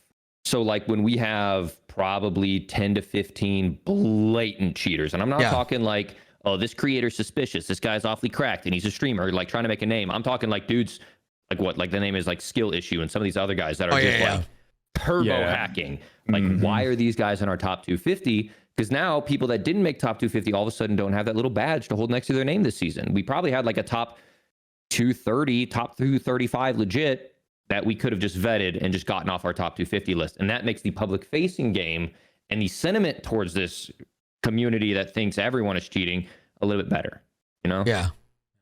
They're going to improve. They're going to improve this. I hope they improve it quick. Again, remember, this is a business and the whole World Series of Warzone is a way for them to market their game. If that now becomes illegitimate, that it harms them. So I would hope that they're investing money and resources into getting as many cheaters out as possible. And again, do I think, I don't know how many cheaters there are, but again, if you're watching this and you cheat in any sort of way, you will get fucking caught. I'm gonna keep it fucking $150. It's a matter of when. So I don't know. That's my spiel on this whole thing. I think we kind of talked about it enough, boys. Is there anything else you guys think we left untouched or things that we didn't talk about? Don't think. I see all the time too. It's like just the dumbest thing I've ever heard in my life. For anybody that's competing for the tournament, like stage 2, right? People think that like all of us have these like super private cheats that like aren't that are undetectable, bro. You think that I'm gonna let whoever that they think is cheating blank just cheat? Like all of us know, like, yo, that guy's cheating, but like you think that we're just gonna let them cheat against us and be like, hey, it's all right, it's their turn to win the tournament. We're like, all of us are gonna be the most critical of somebody in a tournament and be like, yo, like especially like World Series of Warzone, be like, how did he know I was there? Like watch, and like people's POVs are still there. Everybody's about like, when I see that take, it just blows my mind that people think everybody else is like, oh, we're going to let this team cheat this time. It's their turn to win, their turn to qual. Like you think if especially for a tournament, if something weird just happened, like that was weird. That's us. Like that take, I just blows my mind and I see it too much. Again, I saw in the chat, just want to throw out there, I'm going to continue to say it. People always get mad at us. We talk about it every single fucking podcast. The whole shadow ban issue, it's so dumb that you can get spam reported and get shadow banned. I see a lot of people getting shadow banned. I don't know what's the point in doing that. If Activision, anybody hears this, again, I'm going to continue to say it. hitting shadow ban is kind of the dumbest thing in my opinion, because it's not based off of like, at least from what my understanding, it's based off report system. So anybody can just fuck over anybody's game or week and get shadow banned for 6 days, 7 days. Like I've already said it so many times, but I'm going to continue to say it. I hope that they can reevaluate their shadow ban system, because that shit's just ass, especially when people who want to grind your game are getting shadow banned and want to make a career out of this and want to literally bring your game to light. I'm talking like, let's say Adrian. He's a not Adrian. What's it called? Adrian plays with Adrian Knows. That's his full name. He's gotten shadow banned like 4 times, and he obviously streams his POV every single time. Again, I hope they can figure that out, and I just don't know how they would go about doing it. But shadow bans, I don't think have really done anything good, in my opinion, based off what I've seen. So many people get shadow banned. I got shadow banned, and I was like, bruh, like. But again, you get shadow banned as well for moving locations. Like if I stream today here, or like play the game here, and I go to Florida and I play, there's a possibility I'll get shadow banned. So example, what's it called? Mina Mendes tournament. Everybody got shadow banned going to that, and that's just because they went to they changed from location, and I didn't even know that was you can get shadow banned for that. So I hope they rework it. We'll see. Just thought I would shed some light to that subject. But boys, anything else before we head out? Post more lands. Love that. Agreed. Times 10. Isaac, talk to me. I think we're set. All right. Hey, Joe. Chilling, baby. Chilling. Banger. Absolute banger. Absolute banger bro. today. Oh my God. 2.5 hour banger, chat. Listen, guys, as always, man, thank you guys so much for tuning into the Pullze Check podcast. We're going to be doing this every single week. Next week, more than likely with roster lock being in 5 days, we're probably going to have an emergency podcast talking over everything that's changed, guys. So thank you guys so much for tuning in. Looking forward to the next couple weeks of competitive Warzone. Let's grow this scene together, man. I'm really excited for Warzone to take off and literally be right there on par with the CDL one day. Hopefully, we just got to see what happens, man. I know Warzone isn't in the greatest state now. Let's see what happens when Sledgehammer takes over. And Treyarch, I don't think they've ever let us down. So, guys, thank you so much. Gojj, Isaac, Joe, you know I love you guys. Thank you so much for being here. Appreciate you guys. Everybody else, we'll see you guys next week, baby. Peace.